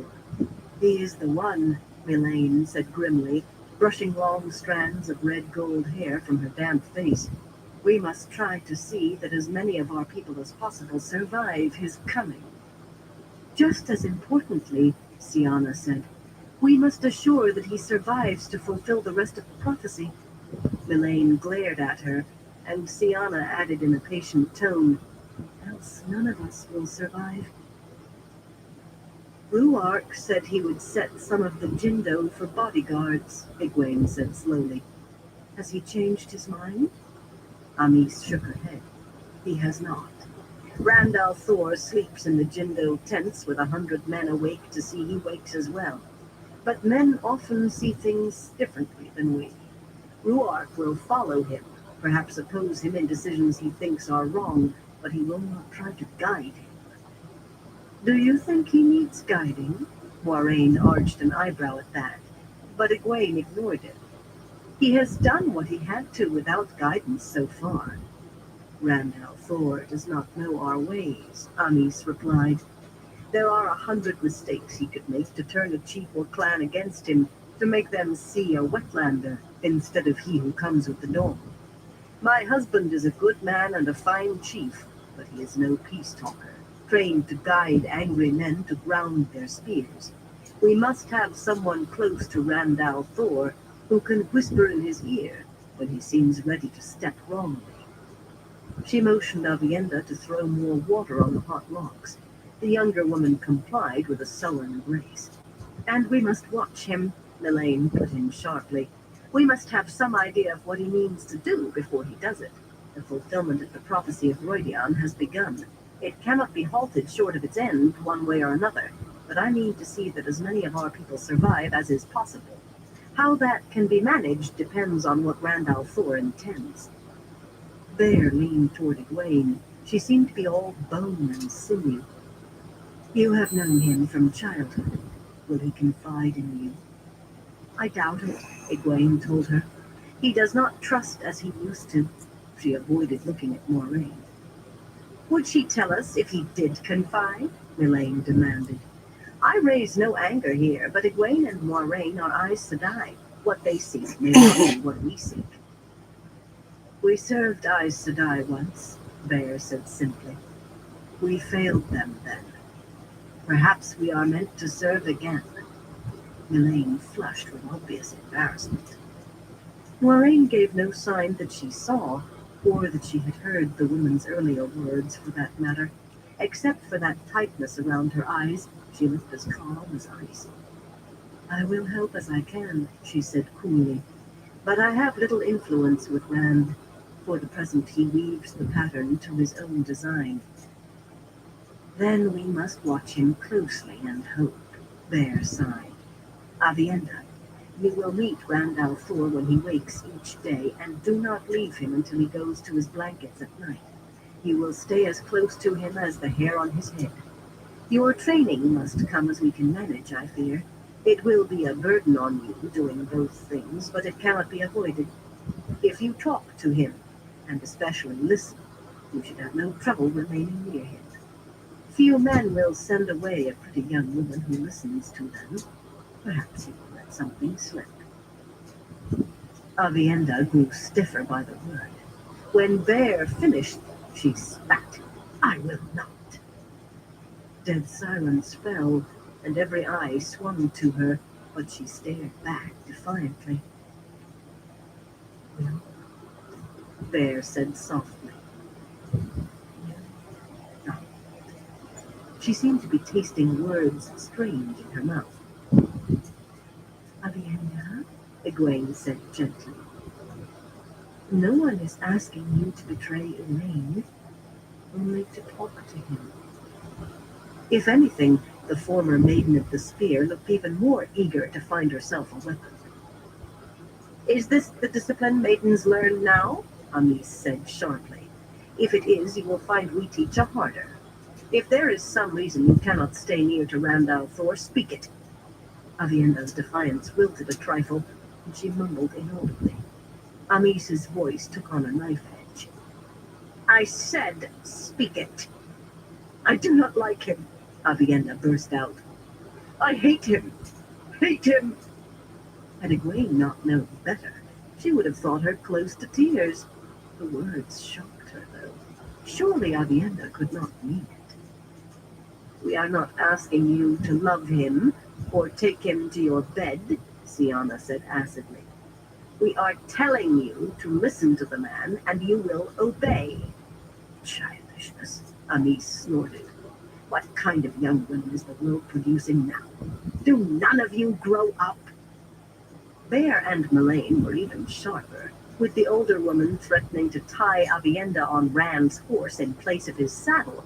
She sounded as if she meant it precisely, and Melaine suggesting that instead of sleep, Avienda should perhaps spend the night digging holes and filling them in to clear her head. The threats were not intended to coerce her, Egwene realized. These women expected and intended to be obeyed. Any useless labor Avienda earned herself would be for being stubborn. That stubbornness seemed to be shrinking. With 4 sets of wise one's eyes boring at her, she settled into more of a defensive crouch on her knees. But she was holding on. Egwene leaned over to put a hand on Avienda's shoulder. You've told me we are near sisters, and I think we are. Will you do it for me? Think of it as looking after him for Elaine. You like her too, I know. You can tell him she says she meant what she said in her letters. He will like hearing that. Avienda's face spasmed. I will do it, she said, slumping. I will watch him for Elaine. For Elaine. Amis shook herself. Foolishness. You will watch him because we told you to, girl. If you think you have another reason, you will find you are painfully mistaken. More water. The steam is fading. Avienda hurled another handful onto the rocks as though hurling a spear. Egwene was glad to see her spirit returning, but she thought she would caution her when they were alone. Spirit was all very well, but there were some women, these 4 wise ones, for example, and Swan Sanche, with whom it was common sense to keep a check on your spirit. You could shout at the women's circle all day, and you still ended up doing what they wanted anyway, wishing you had kept your mouth shut. Now that is settled, Bear said, let us enjoy the steam in silence while we can.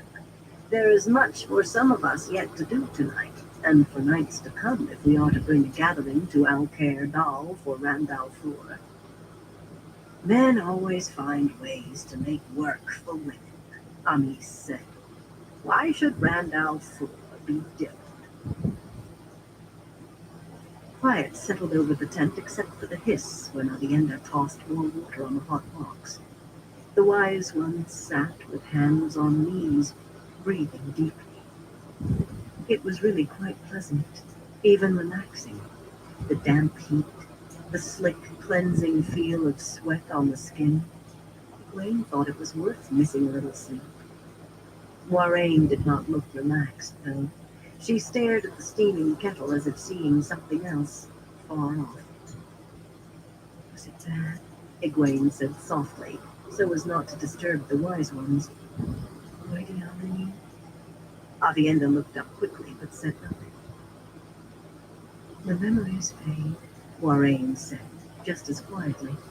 She did not look away from her distant vision, and her voice was almost chill enough to take away the heat in the air. Most are already gone. Some I knew already. Others... The wheel weaves as the wheel lives, and we are only the thread of the pattern. I have given my life to finding the dragon reborn, finding Rand, and seeing him ready to face the last battle. I will see that done, whatever it requires. Nothing and no one can be more important than that. Shivering despite her sweat, Egwene closed her eyes. The Aes Sedai did not want comforting. She was a lump of ice, not a woman. Egwene settled herself to trying to recapture that pleasant feeling. She suspected such would be few and far between in the days to come. Chapter 36. Misdirections. The Aiel broke camp early and were away from Ruidian, while the not-yet-risen sun still sharply silhouetted the far mountains. In 3 parties they wound around Cheyendair, down onto rough flats broken by hills and tall stone spires and flat-topped buttes, gray and brown, and every hue between, some streaked with long swirls in shades of red and ochre. Occasionally, a great natural arch loomed as they moved north and west, or strange, huge slabs of rock balanced improbably, forever on the brink of falling. Every way Rand looked, jagged mountains reared in the distance. All the wreckage of the breaking of the world seemed gathered here in a place called the Aiel Waste. Where the hard ground was not cracked clay, yellow or brown or something between. It was stony and stark, and everywhere split by dry gullies and hollows. The scattered vegetation was sparse and low, thorny bushes and leafless things with spines. The few blossoms, white or red or yellow, were startling in their isolation. Occasionally, stretches of tough grass I'll covered the be right ground, back. and rarely there was a stunted tree also likely to have thorns or spines. Compared to Cheyendair, in the valley of Rudian, it almost looked lush. The air was so clear, the land so bare, it seemed Rand could see for miles and miles. That air was no less dry, though, the heat no less relentless. With the sun a lump of molten gold high in a cloudless sky, Rand had wrapped a shufa around his head in an effort to keep the sun off, and drank from the water bag on Giaden's saddle frequently. Oddly, wearing his coat seemed to help. He did not sweat any less, but his shirt stayed damp beneath the red wool, cooling him somewhat. Matt used a strip of cloth to tie a large white kerchief atop his head, like some odd cap that hung down the back of his neck, and he kept shading his eyes against the glare. He carried the raven-marked sword spear like a lance, the butt tucked into his stirrup. 400 or so Jindo comprised their party. Rand and Matt rode at the front alongside Ruark and Hayek. The Aiel walked, of course, their tents and some of the booty from Tyr on pack mules and horses. A number of the Jindo maidens fanned ahead as scouts, and stone dogs trailed behind as a rear guard, with the main column hedged by watchful eyes, ready spears, and bows with arrows knocked. Supposedly the peace of Rudian extended until those who had gone to Cheyendair returned to their own homes. But as Ruark explained to Rand, mistakes had been known to happen, and apologies and blood price did not bring the dead out of their graves. Ruark seemed to think a mistake especially likely this time, certainly in part because of the Shido party. The lands of the Shido clan lay beyond those of the Jindo Shiad, in the same direction from Cheyendair, and they paralleled the Jindo some quarter of a mile distant. According to Ruark, Uladin should have waited another day for his brother to return. That Rand had seen Muradin after he had plucked out his own eyes made no difference. 10 days was the time allotted. To leave sooner was to abandon whoever had entered Rudian. Yet Couladin had set the Shido to folding their tents as soon as he saw the Jindo pack animals being loaded. The Shido moved along now with their own scouts in rear guard, seemingly ignoring the Jindo, but the space between never widened much beyond 300 paces. It was usual to have witnesses, from perhaps half a dozen of the larger septs, when a man sought the marking of a clan chief, and Couladin's people outnumbered the Jindo by at least 2 to 1. Rand suspected that the third halfway between Shido and was the reason the interval did not narrow suddenly and violently. The wise ones walked just like all the other Aiel, including those strange white-robed men and women who are called Daishain, who led their pack horses. Not servants, exactly, but Rand was unsure he really understood Ruark's explanation about honor and obligation and captives. Iron had been even more confusing, as though making an effort to explain why water was wet. Moraine, Egwene, and Lan rode with the wise ones, or at least the 2 women did. The warder had his warhorse a little off on the side of the Shido, watching them as closely as the rugged landscape. Sometimes Moraine or Egwene or both got down to walk a while, talking with the wise ones. Rand would have given his last penny to hear what they said. They looked in his direction often, quick glances that he was doubtless not supposed to notice. For some reason, Egwene was wearing her hair in 2 braids, plaited with lengths of red ribbon like a bride's. He did not know why. He had commented on them before leaving Cheyendair, just mentioned them, and she nearly took his head off. Elaine is the woman for you. He looked down at Avienda in confusion. The challenging look was back in her blue-green eyes, but still layered atop stark dislike. She had been waiting outside the tent when he awoke that morning, and had not strayed more than 3 paces from him since. Clearly the wise ones had sent her to spy, and clearly he was not supposed to realize it. She was pretty, and he was assumed to be fool enough not to see beyond that. No doubt that was the real reason she wore skirts now, and carried no weapon beyond a small belt knife. Women seemed to think men were simple-minded.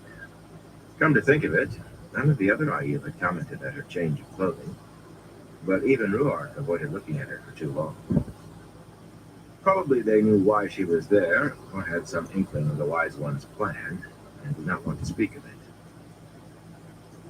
Rudian. He still did not know why she had gone. Ruark wondered about women's business, plainly reluctant to discuss it around her. Considering the way she clung to Rand's side, that meant not discussing it at all. The clan chief was certainly listening now, and higher than every Jindo in earshot.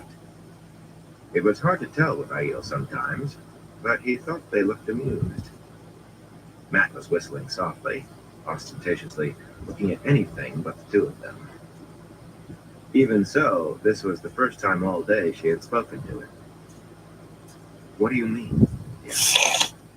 Her bulky skirts did not hinder her, walking along beside Yadna. No, not walking. Stalking. If she were a cat, she would be lashing her tail.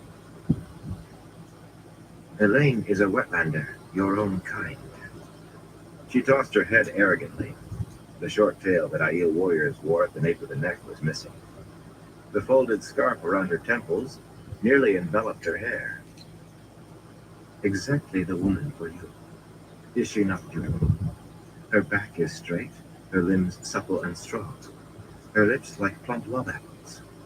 Her hair is spun gold, her eyes blue sapphires. Her skin is smoother than the finest silk, her bosom fine and well-rounded. Her hips are... He cut her off frantically, his cheeks heating. I know she's pretty. What are you doing? I am describing her. Avienda looked up at him. Have you seen her in her bag? There is no need for me to describe her if you have seen... I have not seen... He wished he did not sound strangled. Ruark and the others were listening, faces too blank for anything but amusement. Matt rolled his eyes with an open, roguish grin. The woman only shrugged and rearranged her shawl. She should have arranged it. But I have seen her, and I will act as her near sister. The emphasis seemed to say his near sister might have done the same.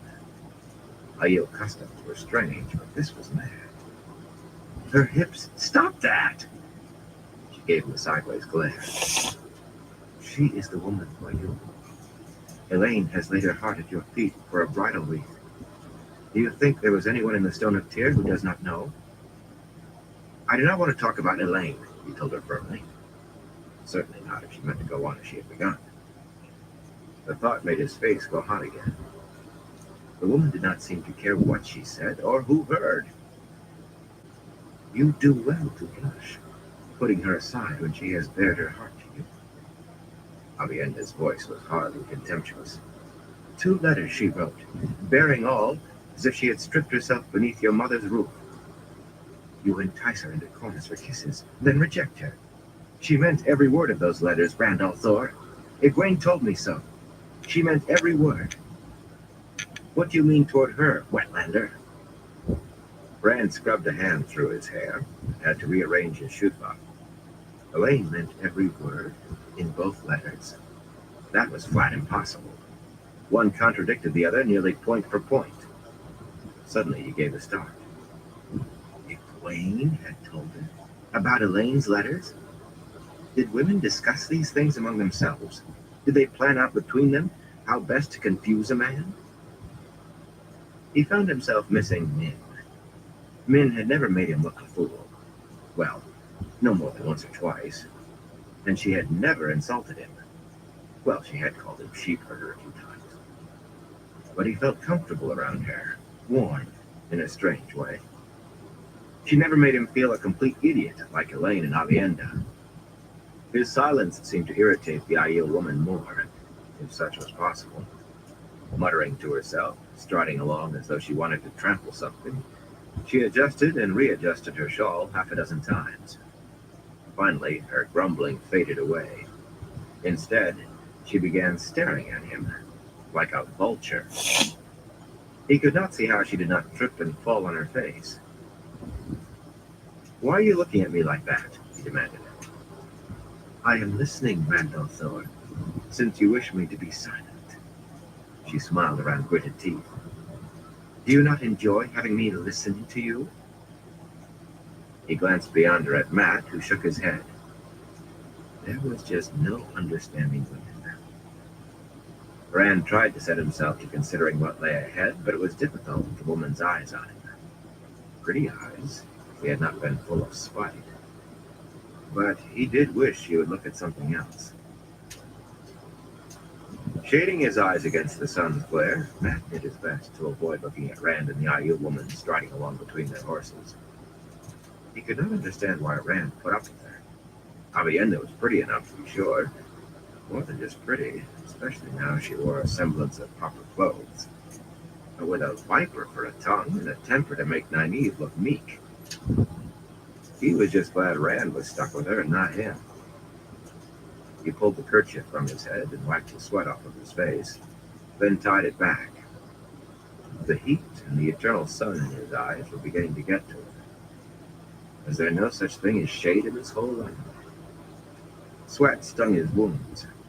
He had refused healing the night before, when Moraine wakened him, after he had finally gotten to sleep. A few cuts were a small price to avoid having the power used on you, and the Wise One's filthy-tasting tea had settled his headache. Well, after a fashion, anyway. What else ailed him, he did not think Moraine could do anything about, and he had no intention of telling her until he understood it himself. If then. He did not even want to think of it. Moraine and the Wise Ones were watching him. Watching Rand, actually, he supposed, but it felt the same.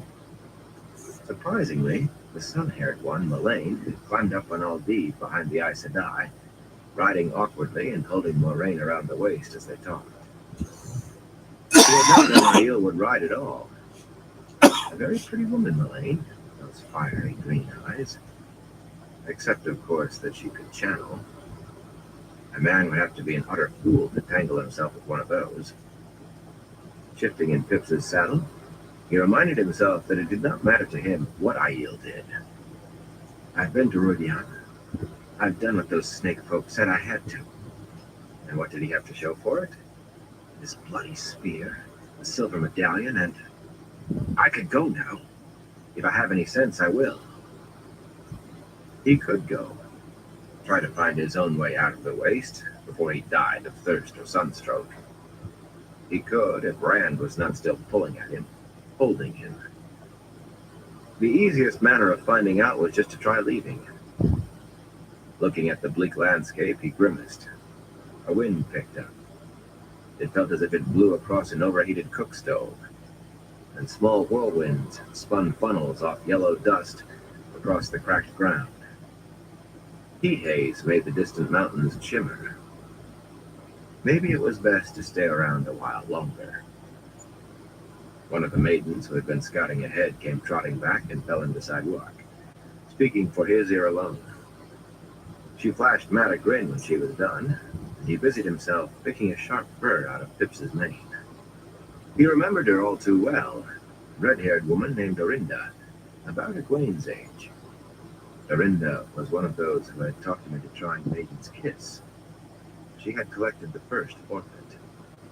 It was not that he did not want to meet her eyes, certainly not that he could not. Keeping your horse free of birds and the like was important. Peddlers, Roark announced when Dorinda sprinted off the way she had come. Peddlers' wagons, heading in this direction. He did not sound pleased. Matt brightened considerably, though. A peddler might be just the thing. If the fellow knew the way in, he knew the way out. He wondered if Rand suspected what he was thinking. The man had gone as blank-faced as any of the Aiel. The Aiel picked up their pace a little. Lúwénin's people imitated the Jindo and the Wise One's party with hardly a hesitation. Their own scouts had probably brought word, too. A quick enough step that the horses had to maintain a brisk walk. The sun did not bother the Aiel at all, not even the Gaishain in their white robes. They flowed over the broken ground. Less than 2 miles brought the wagons in sight, 12 of them strung out in a line. All showed the wear of hard travel, with spare wheels lashed everywhere. Despite a coat of yellow dust, the first 2 looked like white-painted boxes on wheels, or little houses, complete with wooden steps at the back and a metal stove chimney sticking through the roof. The last 3, drawn by 20 mule hitches, appeared no more than huge barrels, also white, doubtless full of water. Those in between could have done for peddlers' wagons in the 2 rivers, with high, stout-spoked wheels and clanking clusters of pots and things and big net bags, tied all along the tall, round canvas covers. The wagon drivers drew rein as soon as they spotted the Aiel, waiting for the columns to come to them. A heavy man in a pale gray coat and dark, wide-brimmed hat climbed down from the back of the lead wagon and stood watching, now and then taking off his flat-crowned hat to wipe his forehead with a large white handkerchief. If he was nervous, looking at maybe 1,500 Aiel sweeping toward him, Matt could not blame him. The strange thing was the expression on the Aiel nearest Matt. Ruark, trotting ahead of Rand's horse, looked grim, and Iron wore a face that could break rocks. I don't understand, Matt said. You look like you're going to kill somebody. That would certainly put paid to his hopes. I thought there were 3 kinds of people you Aiel let come out here in the waste. Peddlers, gleemen, and the traveling people. Peddlers and gleemen are welcome, I replied curtly. If this was a welcome, Matt did not want to see Aiel being unwelcoming. What about the traveling people? He asked curiously. When Iron kept silent, he added, Tinkers? The Tuathawan? The Sept chief's face grew even harder before he turned his eyes back to the wagons. Avienda shot Matt a look as if he were a fool. Rand drew Jotun close to Pips. Round 2. I'd not mention tinkers to the Aiel if I were you, he said in a low voice. They are a touchy subject. If you say so. Why would tinkers be a touchy subject? Looks to me like they're being touchy enough about this peddler. Peddler? I can remember merchants who came to Emmons Field with fewer wagons. He came into the waste, Rand chuckled. Jot tossed his head and danced a few steps. I wonder if he will leave it again. Rand's twisted grin did not reach his eyes. Sometimes Matt almost wished Rand would decide whether he was mad or not and get it over with. Almost. 300 paces short of the wagons, Ruark signaled to halt, and he and Iron went on alone. At least, that seemed to have been his intention, but Rand heeled his dapple stallion after them, and the inevitable bodyguard of 100 Jindo followed. And Avienda, of course, keeping close as though tied to Rand's horse. Matt rode right with them. If Ruark sent this fellow packing, he did not mean to miss his chance to go along. Couladin came trotting out from the Shido, alone. Perhaps he meant to do as Ruark and Iron had intended, but Matt suspected the man was pointing out that he went alone, where Rand needed 100 guards. At first it seemed Moraine was coming too, but words passed between the Wise Ones and her, and they all stayed where they were. Watching, though. The Aes Sedai dismounted, playing with something small that sparkled, and Egwene and the wise ones clustered around her. Despite his They face wasn't mopping, too bad, the can't big complain gray-coated now. fellow did not appear uneasy up close, although he jumped when maidens suddenly rose out of the ground encircling his wagons. The wagon drivers, hard-faced men with more than enough scars and broken noses to go around, looked ready to crawl under their seats. They were tough alley dogs compared to Aiel wolves. The peddler recovered right away. He was not fat for all his size. That heaviness was muscle. Rand and Matt and their horses earned his curious glances, but he singled out Ruark at once.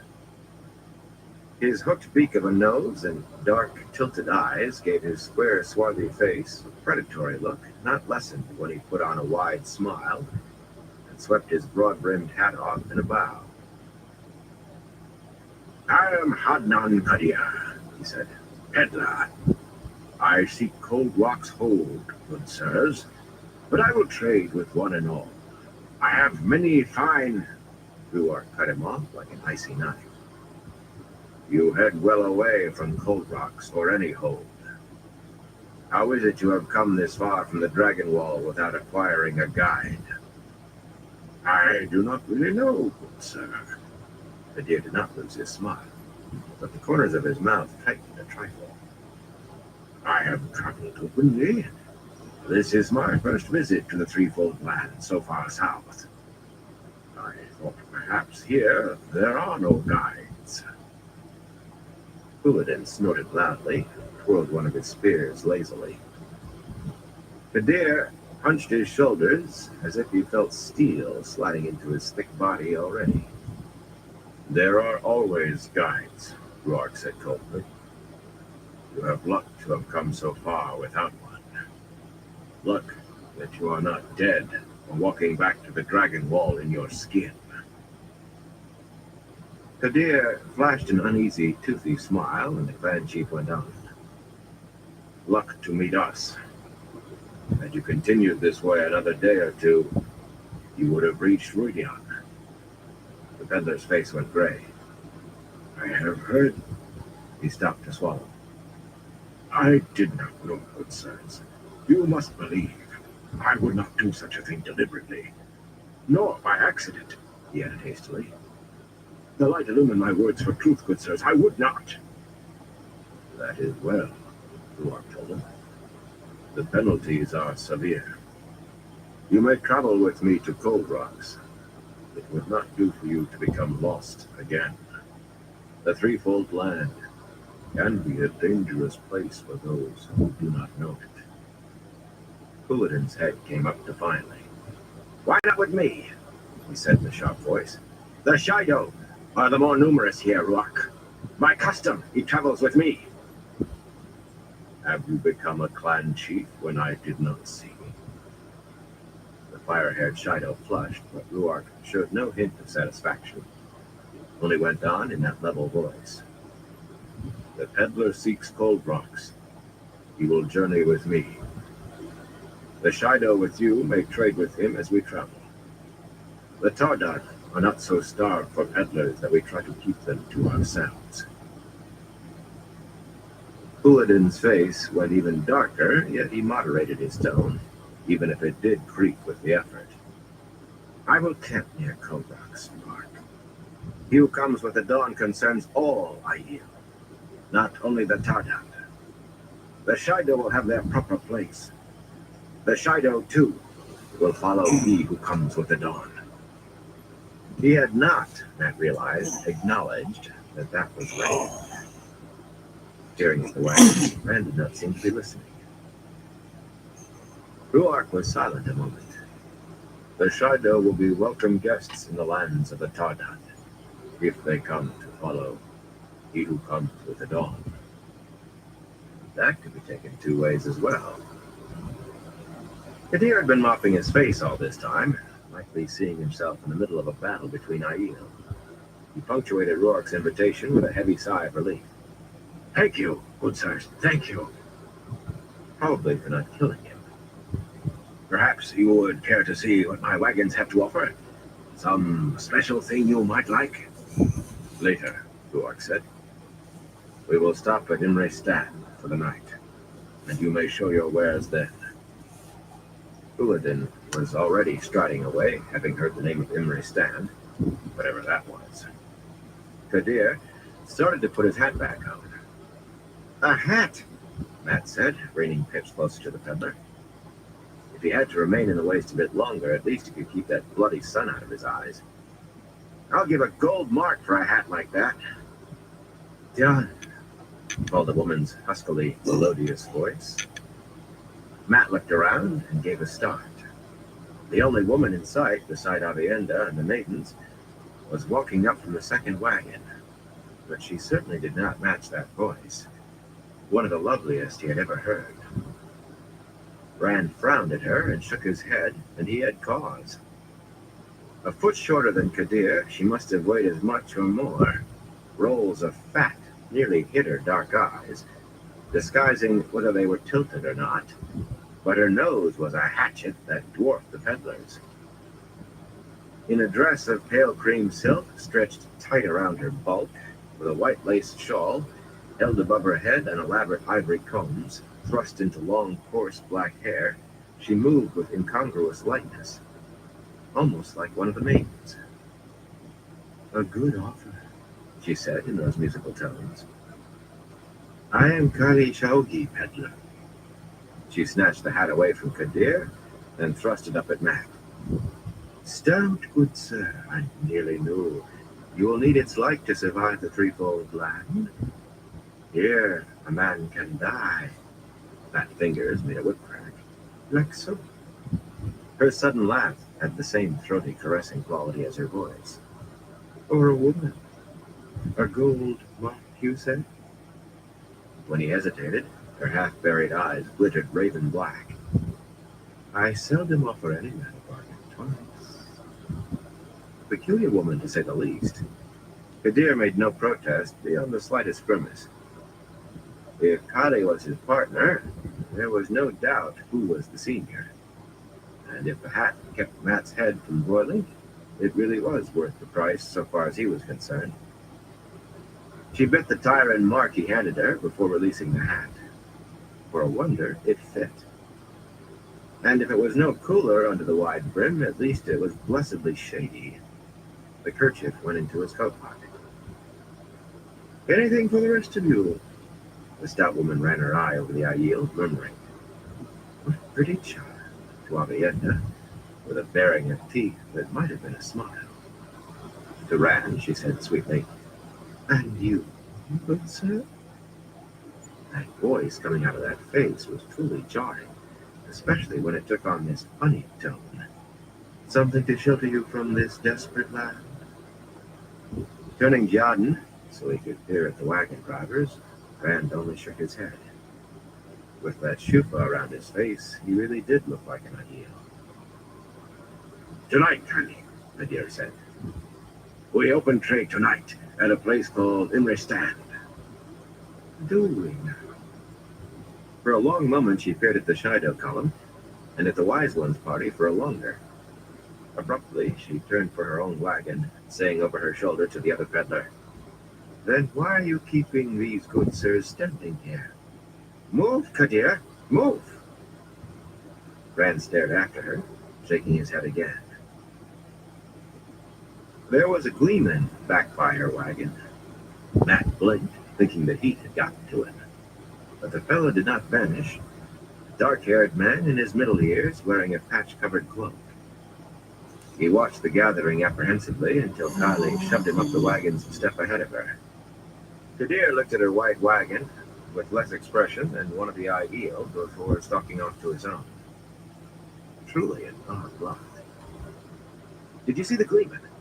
Matt asked Rand, who nodded vaguely, eyeing the line of wagons as if he had never seen a wagon before.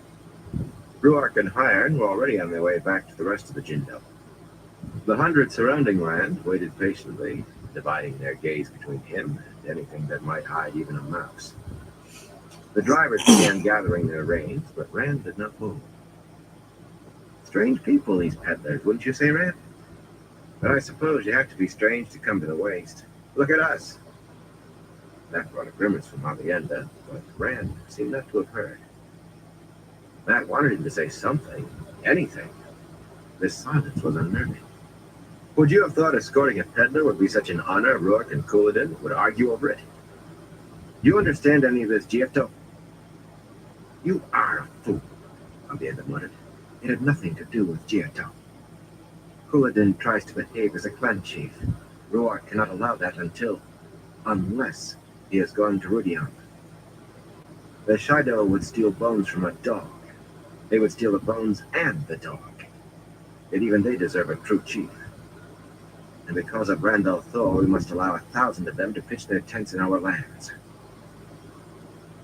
His eyes, Rand said, without looking away from the wagons. A dangerous man. Matt frowned at him. Whose eyes? Couladin's? Kadir's eyes. All that sweating, going white in the face. Yet his eyes never changed. You always have to watch the eyes. Not what he seems. Sure, Rand. Matt shifted in the saddle, half lifted his reins as if to ride on. Maybe silence had not been so bad. You have to watch the eyes. Rand changed his study to the tops of the nearest spires and buttes, twisting his head this way and that. Time is the risk, he murmured. Time sets snares. I have to avoid theirs while setting mine. There was nothing up there that Matt could make out beyond an occasional scattering of brush, and now and then a stunted tree. Avienda frowned at the heights, then at Rand, adjusting her shawl. Snares? Matt said. Right. Let him give me an answer that isn't crazy. Who's setting snares? For a moment, Rand looked at him as if he did not understand the question. The peddlers' wagons were starting off with an escort of maidens loping alongside, turning to follow the Jindo as they trotted past, mirrored by the Shido. More maidens sped ahead to scout. Only the Aiel around Rand stood still, though the Wise One's party dawdled and watched, and from Egwene's gestures, Matt thought she wanted to come check on them. You can't see it or feel it, Rand said finally. Leaning a little toward Matt, he whispered loudly, as though pretending, We ride with evil now, Matt. Watch yourself. He wore that twisted grin again as he watched the wagons lumber by. You think this Kadir is evil? A dangerous man, Matt.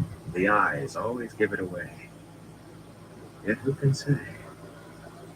But what cause have I to worry with Moraine and the Wise Ones watching out for me? And we mustn't forget land fear. Has any man ever been under so many watchful eyes? Abruptly, Rand straightened in his saddle. It has begun, he said quietly. Wish that I have your luck, Matt. It has begun, and there is no turning back now, however the blade falls. Nodding to himself, he started his dapple after Rourke, Avienda trotting alongside, the 100 Jindo following. Matt was glad enough to follow too. Better than being left there, certainly. The sun burned high in a stark blue sky. There was a lot of traveling yet to be done before sunset. It had begun? What did he mean it had begun? It had begun in Roydion, or better in Emmons Field on winter night a year gone. Riding with evil and no turning back. And land fear? Rand was walking the razor's edge now. No doubt about it. There had to be a way out of the waste before it was too late. From time to time, Matt studied the peddlers' wagons. Before it was too late. If it was not already. Chapter 37. Imre Stand.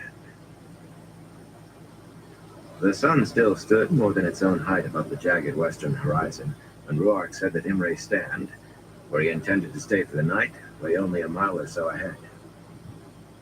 Why are we stopping already? Rand asked. There are hours more daylight left. It was Avienda, walking along on the other side of Giaden, the clan chief, who answered, in the scornful tone he had come to expect. There is water at Imre Stand. It is best to camp near water when the chance presents itself. And the peddlers' wagons cannot go much farther, Duark added. When the shadows lengthen, they must stop or begin breaking wheels and mules' legs. I do not want to leave them behind. I cannot spare anyone to watch over them, and Kuladin can. Rand twisted in his saddle. Flanked now by Jindo Duarte Madian, water seekers, the wagons were making heavy going a few hundred paces off to the side, lurching along, raising a tall plume of yellow dust. Most gullies were too deep or too steep-walled, forcing the drivers to go around. So the train twisted like a drunken snake. Loud curses floated from the wavering line, most blaming the mules for it all. Kadir and Kylie were still inside their white-painted wagons. No, Rand said, you don't want to do that. He laughed softly in spite of himself. Matt was looking at him oddly from under the broad brim of his new hat. He smiled in what he hoped was a reassuring way, but Matt's expression did not change. He's going to have to take care of himself, Rand thought. Too much is riding on this. Speaking of taking care, he became aware of Avienda studying him, her shawl wrapped around her head, much like a shufra. He straightened himself again.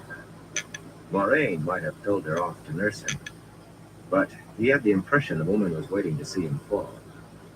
Doubtless she would find that funny, ideal humor being what it was. He would have liked to think she simply resented being stuck into a dress and set to watch him, but the glitter in her eyes seemed too personal for that. For once, Moraine and the Wise Ones were not watching him. Halfway between the Jindo and the Shido, Moraine and Egwene were walking with Amis and the others, all 6 women, looking at something in the Aes Sedai's hands. He had caught the light of the falling sun, sparkling like a gem. They certainly seemed as intent as any girl on a pretty. Lan rode back among the Gaishain, pack horses, as though they had sent him away. The scene made Rand uneasy. He was used to being the center of attention for that lot.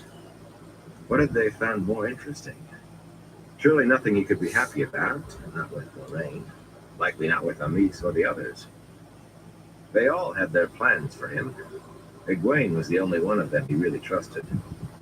I hope I can still trust her. The only one he could really trust was himself. When the boar breaks cover, there's only you and your spear. His laugh was a touch bitter this time. You'll find the threefold land amusing, Randall thought. Avienda's smile was the merest flash of white teeth. Laugh while you can, Wetlander. When this land begins to break you, it will be a fitting punishment for your treatment of Elaine. Why would the woman not let up? You didn't show any respect for the Dragon Reborn, he snapped. But you could try finding a little for the Kara Khan. Ruar chuckled. A clan chief is not a Wetlander king, Rand. Nor is the Kara Khan. There is respect. The women generally show as little as they can get away with. But anyone can speak to a chief. It's a little So wooden he one. sent a frown in the direction of the woman on the other side of Rand's horse. Some do push the bounds of honor. Avienda must have known that last was meant for her ears. Her face went stony. But she strode along without saying another word, fists clenched at her sides. A pair of the scouting maidens appeared, coming back at a dead run. They were plainly not together. One headed straight for the Shido, the other for the Jindo. Rand recognized her, a yellow-haired woman named Adeline. Handsome but hard-faced, with a scar making a fine white line across her sun-dark cheek. She was one of those who had been in the So stone, you're different older than height. most of the maidens there, perhaps 10 years more than he. The quick look she gave Avienda before falling in beside Ruark, an equal blend of curiosity and sympathy, made Rand bristle. If Avienda had agreed to do the Wise One's spying, she certainly did not deserve sympathy. His company was not so honest as that. Him, Adeline ignored altogether. There is trouble at Imre Stand, she told Lord. Her speech clicked and flipped. There is no one to be seen. We have kept hidden and not gone close. Good, Duarte replied. Inform the wise ones. Unconsciously hefting his spear as he dropped back to the main body of Jindo. Avienda muttered to herself, plucking at her skirts, obviously wanting to join him. I think they already know, Matt said, as Madeline sped toward the wise one party. From the agitation among the women around Moraine, Rand thought he was right. They all appeared to be talking at once. Egwene was shading her eyes, staring at either Adeline or him, her other hand to her mouth. How they knew had to be a question for later. What kind of trouble might it be? He asked Avienda. Still muttering to herself, she did not answer. Avienda? What kind of trouble? Nothing. Burn you, woman! You can answer a simple question. What kind of trouble? She flushed, but her reply came in a level tone. It is most likely to be a raid, for goats or sheep. Either could be herded at Imre for pasture, but most likely goats because of the water. Probably it was the Charin, the White Mountain sect, or the Jara. They are closest. Or it might be a sect from the Goshin. The Tomanel are too far, I think. Will there be fighting? He reached out for Sidene. I have to dig some of the ones I have in my drawer The rancid or taste my dresser out. throw in. But I have to show those ones Burst off. from every pore. My other ones I have up there that's in like a little pirate treasure chest. Adeline would have said if the raiders were still there. The herd and the Gaishain are miles gone by now. We cannot recover the herd because we must accompany you. He wondered why she did not mention recovering the captives, the Gaishain. But he did not wonder long. The effort of I'll staying be upright right while back. holding on to Sidene, of not folding up and being swept away, left little room for thought. Luark and the Jindo swept ahead at a run, already veiling their faces, and Rand followed more slowly. Avienda shot him impatient frowns, but he kept Giaden to a brisk walk. He would not go galloping into someone else's trap. At least Matt was in no hurry. He hesitated, looking at the peddler's wagons before cantering Pips up. Rand never glanced at the wagons. The Shido fell behind, slowing until the wise ones began to move again. Of course, this was Tardad land. Couladin would not care if someone raided here. Rand hoped the clan chiefs could be gathered at Alcair Dal quickly. How could he unite a people who seemed to fight each other all the time? The least of his worries now. When Imre's stand finally came in sight, it was something of a surprise. A few widely scattered clumps of long-haired white goats browsed on patches of tough grass, even the leaves of thorny bushes. At first, he did not see the crude stone building set against the base of a tall butte. The rough stonework blended in perfectly, and several thorn bushes had taken root. Yeah, I'll be right back again. Still forgot something. Not very big, it had arrow slits for windows and only one door that he could see. After a moment, he spotted another building, no larger, tucked onto a ledge some 20 paces higher. A deep crevice ran up to the ledge and beyond, from behind the stone house at the base. There was no other evident way to reach the ledge. Luark, standing openly 400 or so paces from the butte, with his veil lowered, was the only Jindo in sight. That did not mean the others were not there, of course. Rand reined in beside him and dismounted. The clan chief continued to study the stone buildings. The goats, Avienda said, sounding troubled. Raiders would not have left any goats behind. Most are gone, but it almost looks as if the herd has just been allowed to wander. 4 days, Luark agreed, not taking his eyes from the buildings. Or more would remain. Why does no one come out? They should be able to see my face and know me. He started forward and made no objection when Rand joined him, leading Giada. Avienda had one hand on her belt knife, and Matt, riding behind, carried that black-hafted spear as if he expected to need it.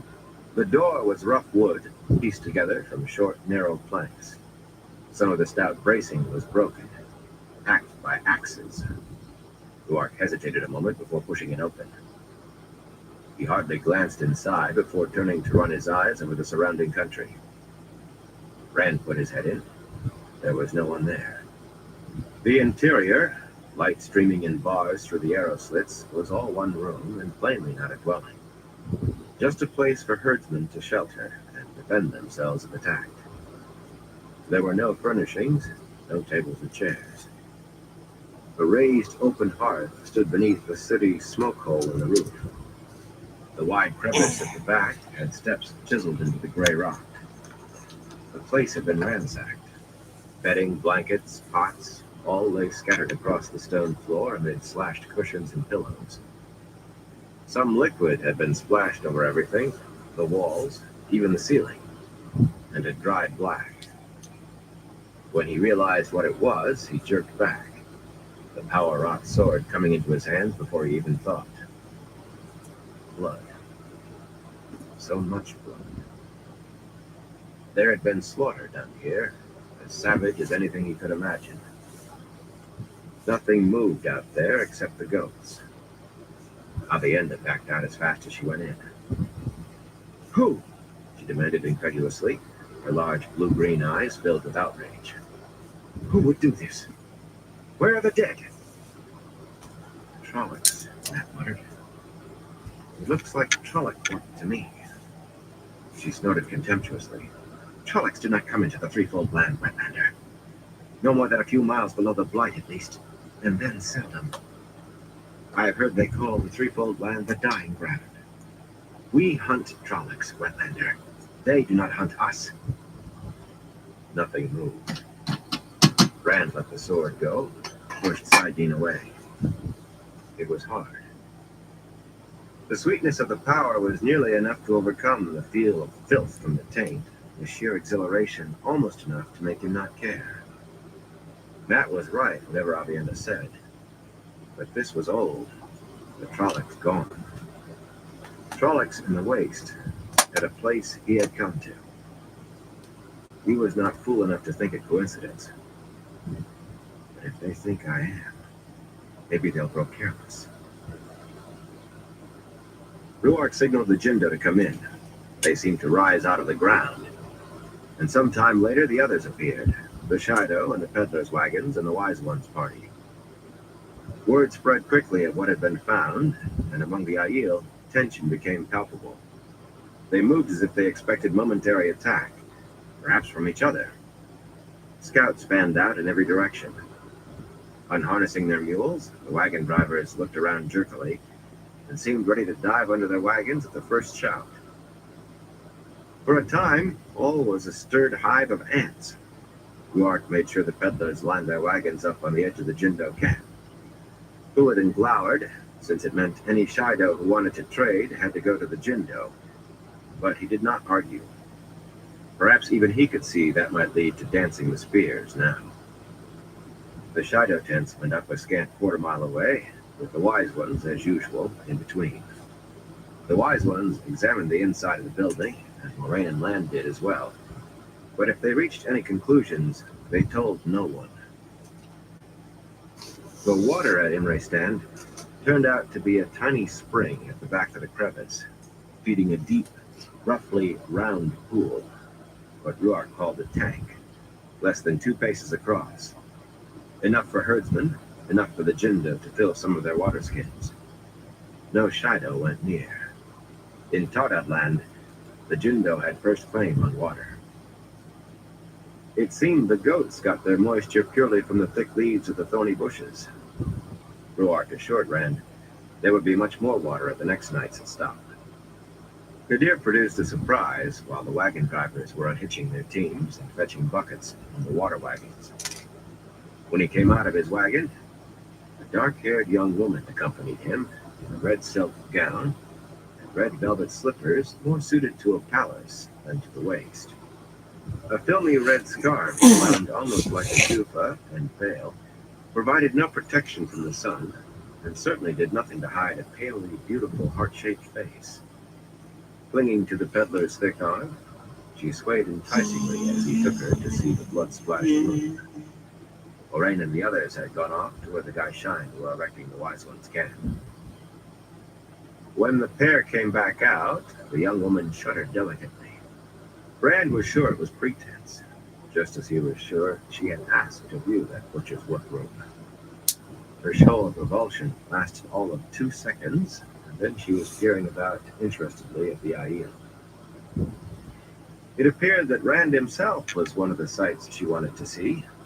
Kadir seemed ready to take her back to the wagon, but she guided him to Rand instead, the alluring smile on her full lips playing behind her diaphanous veil. Adnan has been telling me of you, she said in a smoky voice. She might have been hanging on the peddler, but her dark eyes traced Rand boldly. You are the one the Aiel talk of. He who comes with the donut. Kylie and the Gleeman came out of the second wagon and stood together at a distance, watching. It seems I am, he said. Strange. Her smile became wickedly mischievous. I thought you would be handsomer. Patting Kadir on the cheek, she sighed. This dreadful night is so wearing. Do not be too long. Kadir did not speak until she had climbed the steps back inside. His hat had been replaced by a long white scarf tied atop his head, the ends ending down his neck. You must forgive Essendra, good sir. She is too forward sometimes. His voice was mollifying, but his eyes belonged on a bird of prey. He hesitated, then went on. I have heard other things. I have heard that you took Kalendor out of the heart of the stone. The man's eyes never changed. If he knew about Kalendor, he knew Rand was the Dragon Reborn. Knew he could wield the One Power. And his eyes never changed. A dangerous man. I have heard it said, Rand told him, that you should believe nothing you hear, and only half of what you see. A wise rule, Kadir said after a moment. Yet to achieve greatly, a man must believe something. Belief and knowledge pave the road to greatness. Knowledge is perhaps the most valuable of all. We all seek the coin of knowledge. Your pardon, good sir. Essendra is not a patient woman. Perhaps we'll have another opportunity to talk. Before the man had taken 3 steps, Avienda said in a low, hard voice, You belong to Elaine, Randolphar. Do you stare so at every woman who comes in front of your eyes, or only those who go half naked? If I strip off my clothes, will you stare so at me? You belong to Elaine. He had forgotten she was there. I don't belong to anyone, Avienda. Elaine? She cannot seem to make up her mind what she thinks. Elaine laid her heart bare to you, Randolph Thor. If she did not show you in the Stone of Tyr, did her 2 letters not tell you what she feels? You are hers and no others. Rand threw up his hands and stalked away from her. At least he tried. She followed on his heels, a disapproving shadow in the sun's glare. Swords. The Aiel might have forgotten why they did not carry swords, but they had kept the contempt for them. Swords might make her leave him alone. Seeking out Lan in the Wise One's camp, he asked the warder to watch him work the forms. There was the only one of the 4 in view, and a scowl surely deepened the creases on her face. I didn't know it was that late already. Egwene was not... Alrighty, well, we gotta call into this live for tonight. I want to thank everyone for stopping by and everyone who keeps stopping by. I appreciate all y'all's support. Until next time, everyone, gotta stay safe.